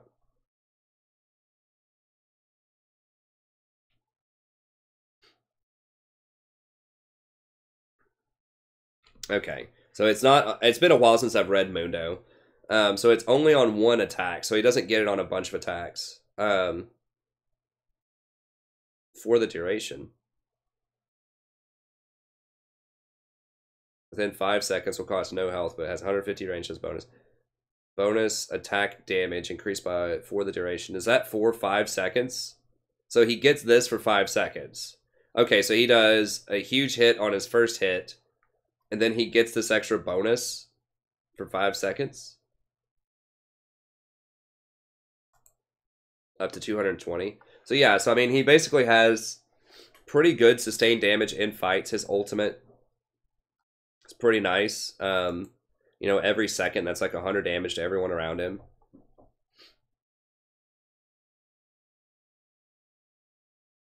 A lot of it is magic damage that he does on everything except for his E. I mean, I've seen like Leandri's Burning Agony Mundo just like run in. It's kind of silly, but I don't know. He's okay. I mean, I wouldn't be surprised if we don't see more Dr. Mundo. I don't know where he would be. He might be top lane. He might be jungle. I've seen him to some pretty decent success recently. So we'll see. Mundo could be another one to watch out for. Just because once again, his itemization is different. It's Warmogs plus Spirit Massage primarily, and those are two items that have not been nerfed when every other item is basically getting nerfed tank item this patch. Alright, mid lane, Talia is the best. I think this is still mimicking what I did for my mid lane tier list in the middle of the last patch. If you go back and look at that, I created a tier list and explained why on a lot of these champions. I think that Talia and TF, Talia just has really high burst damage, really good wave clear, really good roaming, really good mobility, really good sustained damage, really good peel. She's just the best at everything. So I expect to see Talia. They did nerf her mana cost, but as long as you get Lost Chapter pretty quickly and get all the blues, I think that she'll be fine. Twisted Fate is another one that in solo queue I think is really strong. I don't know if we'll see him in pro play. We might. But he is pretty consistent. You pull that gold card. It's a 2-second crowd control. Very powerful. Great wave clear. Great siege. Great roaming. So we could see him in pro play. I'm not sure about that. But I think that he's actually quite good in solo queue. He's very, very good. Malzahar is another one that's a solo queue special, I think. Very high reliability. So these two also roam very well. So that means you can influence other lanes when you push and get ahead in the mid lane. So that's why I think they're the top of the food chain. Malzahar, excellent, just point click, lockdown ultimate, especially if the enemy doesn't get Quicksilver Sash. So he's great against mages because they often won't get Quicksilver Sash because Zhonya's Hourglass doesn't do anything against him. Still has really good wave clear with his ult. He's not as good at taking objectives as he used to be after they nerfed his Void Spawn. But he's still really powerful. So I think he's just very reliable. Is a powerful champion. Kassadin, solo queue monster. Probably not going to see him in pro play. His laning phase is not nearly as bad as it used to be. I'm not sure what they changed to do that. I think maybe they gave it more shield on his Q. Something like that. But if you're against a mage, he's very, very strong. So, yeah, he's just a time bomb. You know, I think he gets Rod. I don't know if he gets tier anymore. I think he just goes Rod into a Lich Bane. And once he gets those two items, he just starts massacring people. So he's still a super strong solo queue pick. Very reliable. Almost always relevant. His wave clear sucks. but he's good at roaming. Probably one of the better assassins. And LeBlanc. So I fully expect LeBlanc to be nerfed a lot at Worlds, or not nerfed, but played a lot, banned a lot at Worlds. Way too much damage and mobility in her kit. She's really hard to play in solo queue, but if you have a good LeBlanc on your team, she could definitely take over a game. Excellent against squishies, so if people stop playing tanks as much, you know, she could just take off like a rocket ship. Very good at erasing 80 carries and enchanter supports. Good roaming. Decent wave control, not great. They did nerf her split, or her wave clear, but she's still pretty good. Other sort of honorable mentions that I think could be pretty good here. Anivia, very good, consistent champion. Really powerful in solo queue. Ari, pretty consistent, safe champion, pretty good damage. I like her. Azir, of course, which I talked about. I think you might see him in pro play. He could be, he's in the top 10, I think, at this point, probably, after that newest buff. Annie, always really good, especially at lower elos. Very reliable, consistent damage. Katarina, if you get ahead, can be good. Karthus is interesting. Okay in solo queue. I think that's about it. If you have at least 3 AP champions on your team, you could run something like Talon or Zed, and they might be all right. But that's kind of what I would stick with here. It's like this, or if you're really good with Azir, Echo, Annie, and Anivia. Mid is probably the most balanced role right now. I think there are a lot of really good things available. Jungle, J4, Maokai, Sejuani, Rammus, Kayn. I put Kayn there because I think that the nerf to a lot of these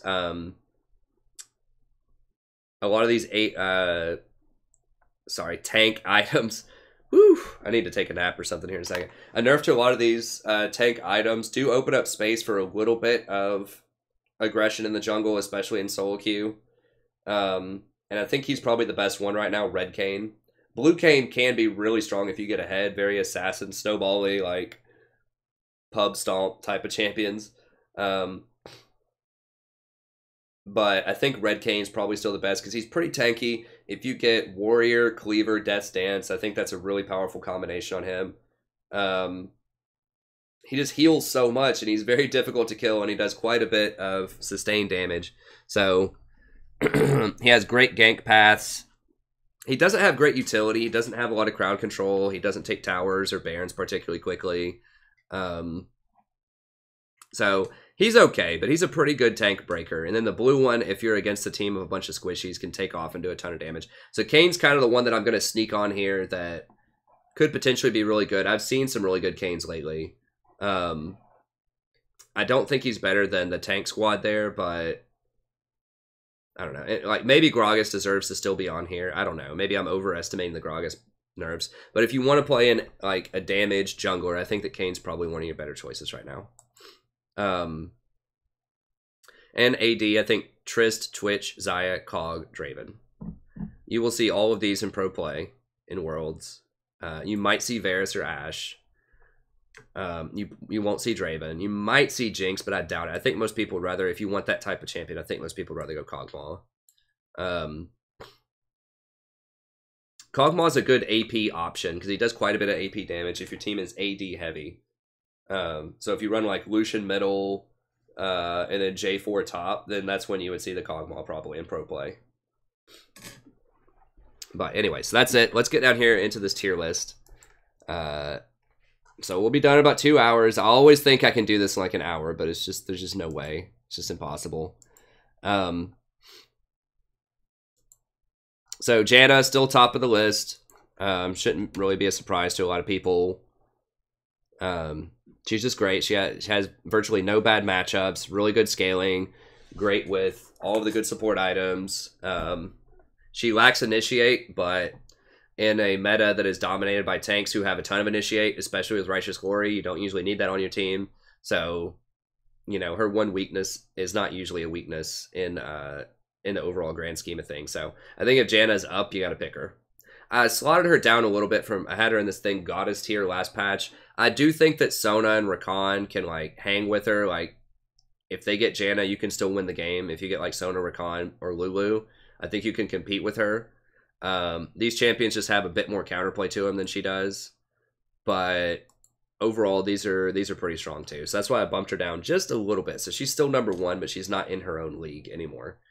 I think that some of these other champions are starting to catch up to her.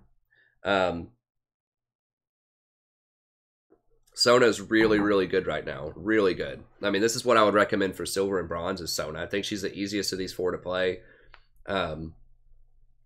Basically, once you get Ardent Sense, she's the best Ardent Sensor user. Because that little aura that you give around you when you heal somebody, that little aura that gives the shield, that gives everybody who touches it Ardent Sensor buff. So you can give your entire team Ardent Sensor. Whereas Janna, unless she ults, she can only give it to one person at a time. So this is something that really sets Sona apart, especially if you have multiple champions that benefit from Ardent Sensor. So if you have, you know, a Lucian middle or a J4 or whatever. What's up, Chief? What are you doing for dinner? I don't know. You want to do like a pizza or something? Probably eat sandwiches.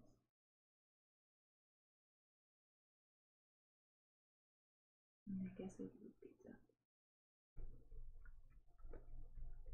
Are you gonna make it? It'd be delicious. I gotta finish this, man. I gotta go to sleep for like 30 minutes, then I gotta stream. I can make bottles and eat and feed the baby again. Go to bed. I don't know. Do whatever you want to do. Okay, sorry about that. Just trying to figure out some dinner plans here. I'm supposed to stream in like 40 minutes, but I'm so tired because I'm sick. But anyways,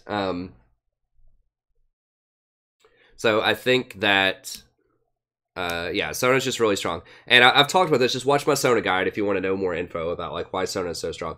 Basically, once you get your 2 core items, once you get Ardent Sensor plus Athene's Unholy Grail, you're virtually unstoppable. And once you get Redemption, it's over. Like if the fight lasts longer than 5 to 10 seconds, you're gonna win. It's almost impossible to lose because you give so much extra healing and shielding, and you're just constantly because your heal is only on a 3-second cooldown late game, 3 or 3.5 second cooldown, and it has a shield that affects everybody. So basically, you know, mathematically, once you get those 2 items and into the 3rd item, if you touch everybody on your team, it's like 1,500 worth of healing and shielding on a 3-second cooldown. So it's just really, really hard to cut through a Sona. And you have great team fight presence with your ult. You know, if you hit 2 or 3 people with your ult, that could turn an entire fight.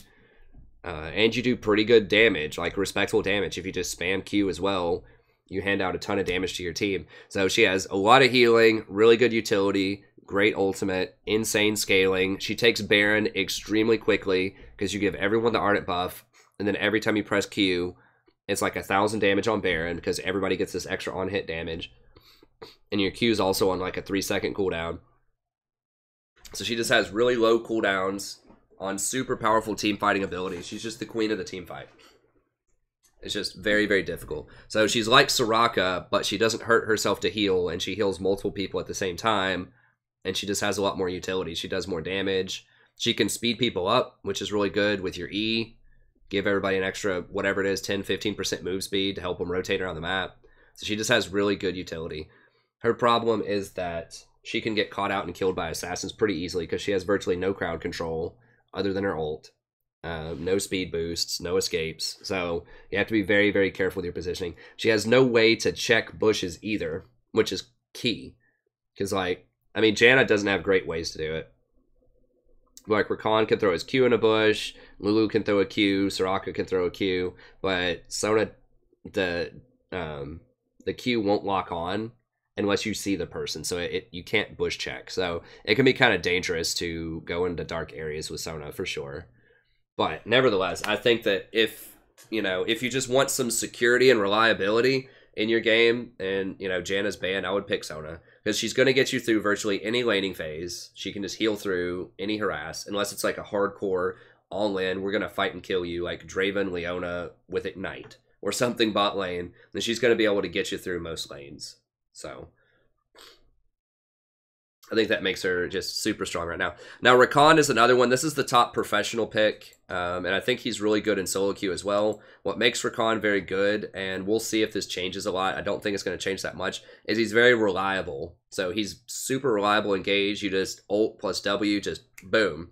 People have virtually no time to react, and it's going to stun him and knock him up. So he's very good at engaging fights. And then not only do you get to knock up your core target, but you get to run around and tag everybody else too. So it's very difficult not to crowd control at least like 3 or 4 people in a team fight, because you have so much time to run around and tag everybody else. And then you can escape. So this is another thing that separates Rakan from champions like Nautilus, like Leona, like Alistar, and these other like hard engaged champions, is he has escapes. So you can go in, start your fight, tag everybody, and then just jump out with your E, your shield, and then just wait on your cooldowns. So he can go in and he can go out at the same time. So that makes him much more reliable, much safer. When he's running around in the jungle trying to ward, he can W to jump over walls. He's almost impossible to catch. He's very, very strong. So he can ward safely, he can rotate safely, he can start fights safely, get out. He can put Ardent Sensor buffs on 2 targets at once. So that's not quite as good as like Sona's put it on, you know, everybody at once. Although when you're at Baron, you could put it on 3 people. You can shield 2 people and then use your Q on the Baron to heal a 3rd person. So you can get it on 3 people at once if you do it correctly with Rakan. So it's not quite as good as Sona in terms of objective control and spreading that Ardent Sensor, but it's pretty close. You know, Rakan's major weakness is that he's very squishy. He has very close range on his abilities. So he doesn't quite have the same like sustained team fight impact as Sona, but he can start fights much better. And he's more mobile and safe than she is. So I think he's pretty good. He does have some decent counterplay available out there. Like Morgana just completely hoses him really hard. Thresh is pretty good into him. Tom Kinch is pretty good into him. So there are some counters to him, but overall he's one of the premier champions. Lulu is another one that I had been playing a couple of weeks ago quite a lot, and I was winning a lot, and then I lost a lot with her. So it's still a little inconsistent, but I think that she's making a comeback. I think that she's pretty good. The reason is, in solo queue, people are starting to play more of these assassin type of champions. She can completely shut down your Akalis, your Rivens, your Fiora, as long as Fiora doesn't riposte your polymorph, your Camille's.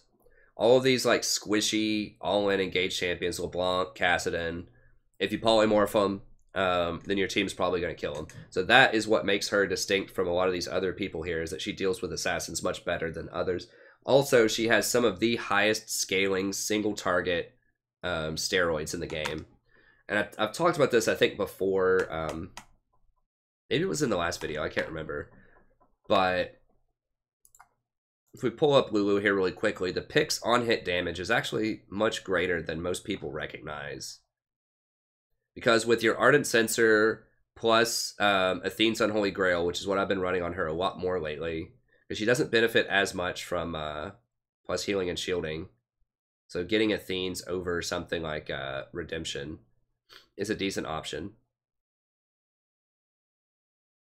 Why am I... Okay, there she is. I was like, why can't I find her? So that means you're going to have, you know, 175 AP or something in the mid-game. So 15% of that's going to give you, what, an extra, I don't know, 25 on-hit damage. So around level 11 or so, you're going to be doing 100 on-hit damage or so. And on champions that get a lot of attack speed, this is so good. And everybody's going double attack speed now. They're going Shiv, Rapid Fire Cannon, a lot of times. And a lot of the best champions have attack speed steroids, like Tristana is going to get an extra 110% off of her Q. Twitch is going to get an extra, whatever, 65, 50, 65% off of his Q. Kog'Maw is going to build just a ton of attack speed everywhere. So a lot of champions are stacking a lot of attack speed, and that means that Pix is going to be hitting people more. So this, you know, this lasts for 6 seconds when you cast on an ally, and if they attack once per second, that's 600 damage on your passive, right? They're going to attack more than once per second, typically. But even if they did, you know, around level 11, That's going to be an extra 600 damage just coming from your passive, which is obviously massive. And then you can hand out an extra 45% attack speed and a lot of extra move speed. So like another 40% move speed or so for 4 seconds. And this really allows people to kite some of the tanks a lot easier. So your W is super powerful. So I would recommend, you know, Tristana is super good with Kog'Maw. That's one of the most brutal combinations in the game right now is Lulu Cog in terms of just raw damage output. It can completely melt a team, almost 2v5 if they can't get to you, if they don't have a lot of mobility and assassins. It's also really good on Twitch. And it's still pretty good on things like Tristana. It's not, do not pick her with something like a Jhin or a Misfortune. I guess it's okay on like Varus or Ashe, but there are probably better choices. Just like the hyper carries that have a lot of extra on-hit interactions or just get a ton of extra attack speed are going to benefit very heavily from her. Her wild growth also makes her very good against assassins. It's very difficult to pick somebody off with that going on. The shield is pretty garbage on your E now after they nerfed it a while ago, but it's okay. And then your Q has pretty good harassment and wave clear. So she has pretty good aggression early against non-healers, really good scaling with her Whimsy, and really good assassin protection with your ultimate. So overall, I think she's great. I think she definitely deserves a spot in the S tier. I would see her, I think we're going to see her in Worlds. I think that Rakan's going to be banned a lot. We're not going to see Sona. She's too dangerous. We'll probably see some Janna, and I would not be surprised if we start seeing some Lulu, particularly with Kog'Maw or with Twitch at Worlds at some point. Okay, getting down to the tier 2 here. Soraka, good champion. I just think Sona's better at everything that Soraka wants to do. Like, Soraka does have really nice single target heals that she can pump out, but these heals hurt herself. So it makes her a lot more vulnerable to getting picked off. And her Q is decent harass in lane, but it's not nearly as good as Sona's Q is. It's okay. It does give you some extra movement speed to kite people around in team fights. So she might be a little bit safer if you're very good at hitting those Qs than Sona. But it's tough to say. But, I mean, she does have one of the highest single target heals. It's on a 2-second cooldown with a 0.6 ratio. So, it's pretty good, but once again, it costs health, single target. Equinox is okay. It's really good in some situations. Other situations, it really doesn't matter. Like, it's good at interrupting Katarina or something like that. It's not good when Maokai's just running at you with the Righteous Glory on or something like that. So, it's okay sometimes, but it's not nearly as reliable as other forms of CC that other enchanters have. Then, of course, the ultimate is great. Has global presence. Really good for team fights. Has a really long cooldown. But it's alright. A big problem with Soraka is if they rush Executioner's Calling, Thornmails, or Morellos, all three of which are very popular, then it completely shuts her down. It's brutal. Absolutely brutal. If they get like a second item Executioners. It's really, really rough. And Sona gets around that so much better because on Sona, a lot of her W is actually a shield, which does not get reduced. So it does reduce Sona's heal, but it does not reduce her shield. And the shield is what you contribute to everybody else. So you do get a dinky little heal here that heals 2 targets, so that gets reduced. But this is the big ticket. You get the 130 that can touch everybody that does not get reduced by Executioners. So even if the heal goes out the window, you know, you're still dealing, you know, with 5 of these, you'd have a basically a 1.5 AP ratio with, 650 shield. Now, the 6-second cooldown looks like it's longer than Soraka's, but you got to remember that once you get at least level 2 here, you're getting an extra 25% cooldown. So it is a little bit less, but usually you're going to be in like the 3-second range or so. So anyways, I think Soraka's good. I think she can be powerful. It just depends. Does the enemy get Executioners or not? If they don't, she can be oppressively powerful. If they do, it can be really hard to win. So I would say most of the time you should just play Sona instead of Soraka. But if Sona's banned, or maybe if they have Sona and you know you just want another hyper healer to try to keep up, you could maybe go Soraka. But the higher the elo gets, the worse off that she's going to get, because people are going to recognize that they can get executioners. And the problem is a lot of mid champions rush Morellos anyways. They don't go out of their way to get that item. It's just something that they naturally get. Almost every mid laner gets Rod of the Ages or Morellonomicon. And then a lot of tanks just get Thornmail because it's a good item. And it just happens to be very good against Soraka too. So, you know, if your AD carry is hitting their tank, which they usually are when the tank's in their face, they're going to have the grievous wounds and you're going to have a hard time healing through it. So she's all right. She's powerful, but that's why she's tier 2, not tier 1. But I did move her up some because she is very, very powerful. I played against Sorakas and they just completely took over the game because just no one on my team would get anything with grievous wounds. You know, it was a platinum, I think it was a platinum 1 or a platinum 2 game. I've seen this several times, actually, where it's like 25 minutes into the game and nobody has anything that gives grievous wounds. It's just like, what? You have 3 items. How do you not have an Executioner's yet against Soraka? So yeah, I think she can be good. Morgana, situational. She's a counter pick. So I would not pick her early. You need to pick her if you have pretty good visibility of what their team is, because she gets crushed by anything that has very high AD damage. So obviously, AD carries, her shield's not going to do anything against that, but against things even like Talon, Zed, Master Yi, Hecarim, like you still see some of these champions floating around. Rengar, Kha'Zix, her shield really doesn't do that much against them. However, it's very, very good against Leona and Thresh and Rakan. So if you're counter-picking Leona, Thresh, or Rakan, Morgana is an excellent choice. Her advantage over Tahm Kench, who's also good into those champions, is that she has an engage with her Q. It's a pretty good bind if you hit it. It can also peel. Her ultimate can peel as well. And she can run Ardent Censer effectively because the extra healing and shielding applies to her Black Shield. And the Black Shield, of course, applies Ardent Censer. So you can run her with Stoneborn Pact as well, where your Q and your ultimate will also apply the Stoneborn runes, which in turn will apply Ardent Censer. So she's actually quite good with Ardent Censer, and she's better than Tahm Kench. And that's why I've started playing her as a counter to hard engage comps rather than Tahm Kench. Last season I played all Tahm Kench into something like Leona, Thresh, and he's still good there, but he can't use Ardent Censer nearly as well. Like, he can use Stoneborn Pact and then go Ardent, but his only ability with any sort of real AP scaling on it is his Q. It's okay. It's not great. So, you know, and he has to play a lot closer to the action, so he's a lot squishier. He's not squishier, but he's just a lot riskier than Morgana. Morgana can play very far back, Black Shield, and just peel.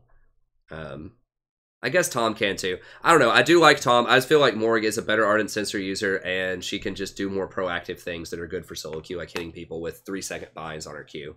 So I think Morgana is pretty good, but I would only pick her against Blitzcrank, Thresh, Rakan,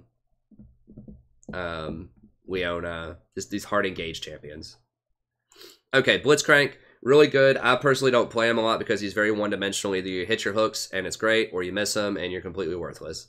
So I don't like champions that are that polarized, but he can actually run Ardent Censer, which gives you a bit more utility later in the game. He has really high AP ratios. He doesn't really benefit from plus healing and shielding. It will give his passive a higher shield, but everything else is really good. And you don't really need any specific items on Blitz. It's just like, okay, what do you need to hook people? That's about it. You know, you get mobility boots and a 4-ward item. And then whatever else, like I have the Oasis, and then whatever else is up to you. So if it doesn't matter, I think just you might as well get Ardent Censer. It gives you more more power later. So you would just get Stoneborn Pact, Ardent Censer, and then whenever you hook somebody, they're going to get the rune on them. Anyone who auto-attacks gets that buff. So if you don't happen to kill them on the first hit, if you accidentally hook their Maokai or something like that, then at least your AD carry is going to get the buff for a little while to help cut through them. Thresh, always really powerful. If you're good on him, he can run Ardent Censer as well. He has decent AP ratios on his abilities. The Knight's Vow nerf actually helps him because he doesn't work very well with Knight's Vow, and that's kind of hurt him in comparison to some other tanks in some situations. But He's good. I mean, he gets countered really hard by Morg. He can have a hard time with enchanters and scaling later in the game, but he can be pretty powerful if you're really good with him. So I wouldn't recommend playing him in silver and bronze because your team's just not going to take lanterns. They're not going to like follow up on your engages and all that stuff. So I think once you get to gold plus, though, you might be able to play him some. So he's really good. He's a lot of fun. You'll see him at Worlds for sure. But I think for solo queue, there are probably better choices for the vast majority of the population who aren't Thresh specialists. And then Zyra and Brand, I talked about this earlier. I think that they are making a comeback. And the reason is they're a good way to balance out your team if you have too much AD. Eye of the Oasis gives them more mana for harassing early, and it lets them scale harder to get to particularly Leandri's Torment faster.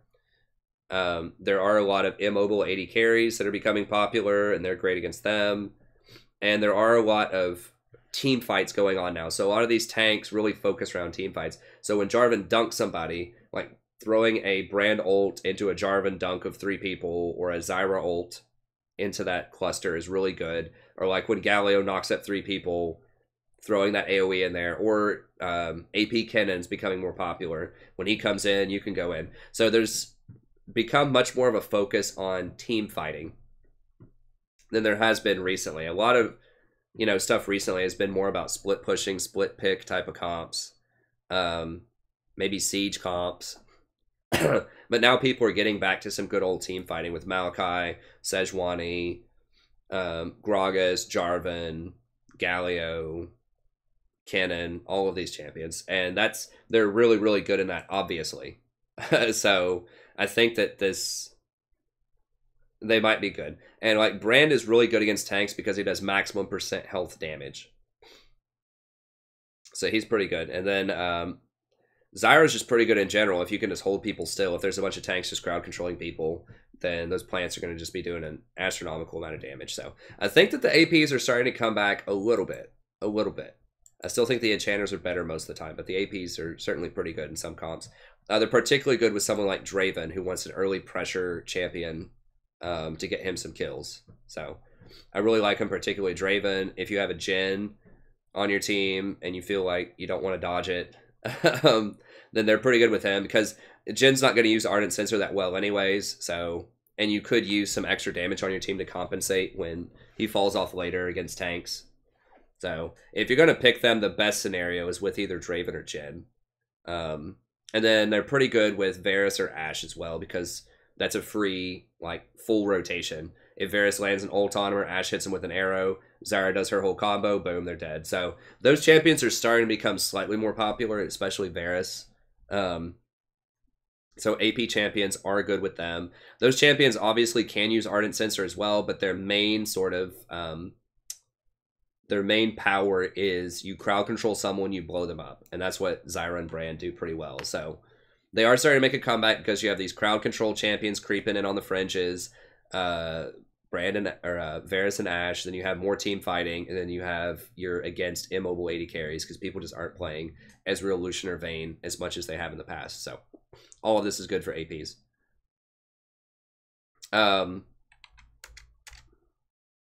So tier 3, so that's the top 10. This is going to be 10 through 20, and then I'll probably just end it after that. I might go through some of this really quickly, but you should just keep to the top 20 champions most of the time, I think. Tahm Kench can be really good. As I said, he sort of doubles up in purpose with Morgana. What you get with Tahm Kench over Morg is you get great mobility and rotation, so you can use your ultimate to jump behind people, which is great against immobile AD carries who can't jump or get away as easily, as long as it's not Tristana. So if you, warp in behind Twitch or Ashe with your Jarvan jungle, then that's basically automatically a kill. Almost certainly going to be a kill. So he's very good. He has good rotations. Pretty good early game bullying, and he has very good combos with crowd control champions. So if you have a Jhin or a Varus, he's surprisingly really good with Jinx too, because you can eat Jinx while she's, if she gets crowd control, put her in a safe place, and then she can pop back out. She has really long range. She can start attacking again. Then if you eat enemies, you can ping where you're going to put where you're going to spit them out, and you can spit them out right on the chompers. Pretty good with Caitlyn for that reason too. You can spit them right out on a trap. So I think that that's particularly powerful. Pretty good at breaking tanks. He does really high percentage damage, just like 33% max health damage when your W is max when you eat somebody. So that's really good against tanks. You know, that thing's going to be hitting for like 1,000 magic damage or something against a 3,000 health tank. Obviously, they're going to have magic resist to mitigate some of that, but still, that's really high base damage. So I think he's pretty good, especially if we see a resurgence in Ashe and Varus. He's very good against those champions too. So he's really good in a meta that's dominated by hard initiation. So we'll see. I think that they need to buff support tank items a little bit more, and that's when he would really come roaring back. So if they buff like Zizirot Portal or Locket or I have the Equinox, they just nerfed Knight's Vow, which is bad, but I don't know. Itemization is still kind of a problem for him, but I think he can be really good. I have played him a little bit more lately. I think he's starting to make a comeback. Nami is okay. I mean, she's good with, you know, champions like Ashe, Varus, Jhin, the crowd controllers, who aren't top tier. Just to be clear, I think that the Energizers are better. Varus can build Energizer, I suppose, but those champions are seeing more plays. And Nami's okay with them, but I just feel like most of the time, if you want Nami, if you just want to heal in lane, I would just play Sona. I think that Sona's the premier healer. So Nami's all right. She has more kill pressure. Like, you could play Nami if you want a healer shielder and you have like a Draven or something on your team. If you bubble somebody, they're probably going to die. So she has like certain specific places where you can pick her, and she's still all right. I just think she gets crowded out by Sona most of the time. Vel'Koz, pretty good. You can use Stormborn Pact with him. I do like Vel'Koz quite a lot. The problem is you have to channel your ult. So it does do a ton of damage to tanks, but you have to get into a safe spot and be able to channel it. It does have really long range, but that's the problem, like, versus someone like Zyra or Brand, where you can just, like, point click, you know, do a ton of damage with your ultimate. He has to sit there and channel it. So, you know, he can be good. He certainly can be good, but I think there might be better options out there. I think I'd rather play Zyra or Brand right now. They just have better early game aggression as well. Alistar's good. I mean, he has engages. I just think that engaged tanks are really problematic. I would never, ever pick Alistar for cons open. I'll put it that way. And most of the time, if you want engage, I would rather play Blitz or Thresh or even Morgana, because they can do it from a distance. You're not going to get hit by a bunch of collateral damage. So he's okay, but I'm like literally 0-8 this season with Alistar, and I was pretty good with him last season. I was like 52%. So I have a lot of experience on Alistar. I just think that he still has problems, because anything that's just a tank support that has to get really close and stay really close is not going to be that strong. You notice there's none of that up here, right? So Rakan can go in, but he gets out. Blitzcrank can pull from a distance. Thresh can pull from a distance. Tom Kench doesn't really have to stay close. Like, he's more of a peeler type of tank. So I just think that that's pretty rough. But if Rakan is banned and you want hard engage, your team needs it, Alistar can be okay. Braum's another one where it's like, he's okay. Like, he is pretty good at these team fights, like really crowded, like mid-game team fights, but he's a good counter to Twitch with his shield. You can block all the Twitch bullets. He's pretty good against Xayah as well. So, you know, he maybe deserves to be a little bit higher. You'll probably see him at Worlds. Once again, I just think that tank itemization is pretty rough right now, but he is pretty good against certain types of champions. He doesn't do anything against Rakan. Rakan just jumps right through his shield and, you know, crushes everybody. But he's okay. He's okay. I mean, that's just all I can say. He's okay. I think there are better choices. Nautilus, they have buffed him recently. He has okay wave clear. He has okay engage. I would just much rather prefer Blitz or Thresh, because they don't have to get in close. Once again, there are not good tank items right now. Knight's Vow just got nerfed. Locket is okay, but it was nerfed a few patches ago. It's good later in the game if you have a lot of health, but as a support, you're not going to get a lot of bonus health early on. He doesn't use Ardent Sensor. I guess you can, but he's not great with it. He's okay. I've used it before, but probably better options. Fiddlesticks, decent, has a great point-click CC. I think most of the time I'd rather have Lulu, but if your team just needs a lot more AP damage and you need that point-click because they have assassins on their team, So if they have like Kassadin or Akali or Riven or whatever, then you can go Fiddlesticks. He does pretty high magic damage. He's very frail, obviously.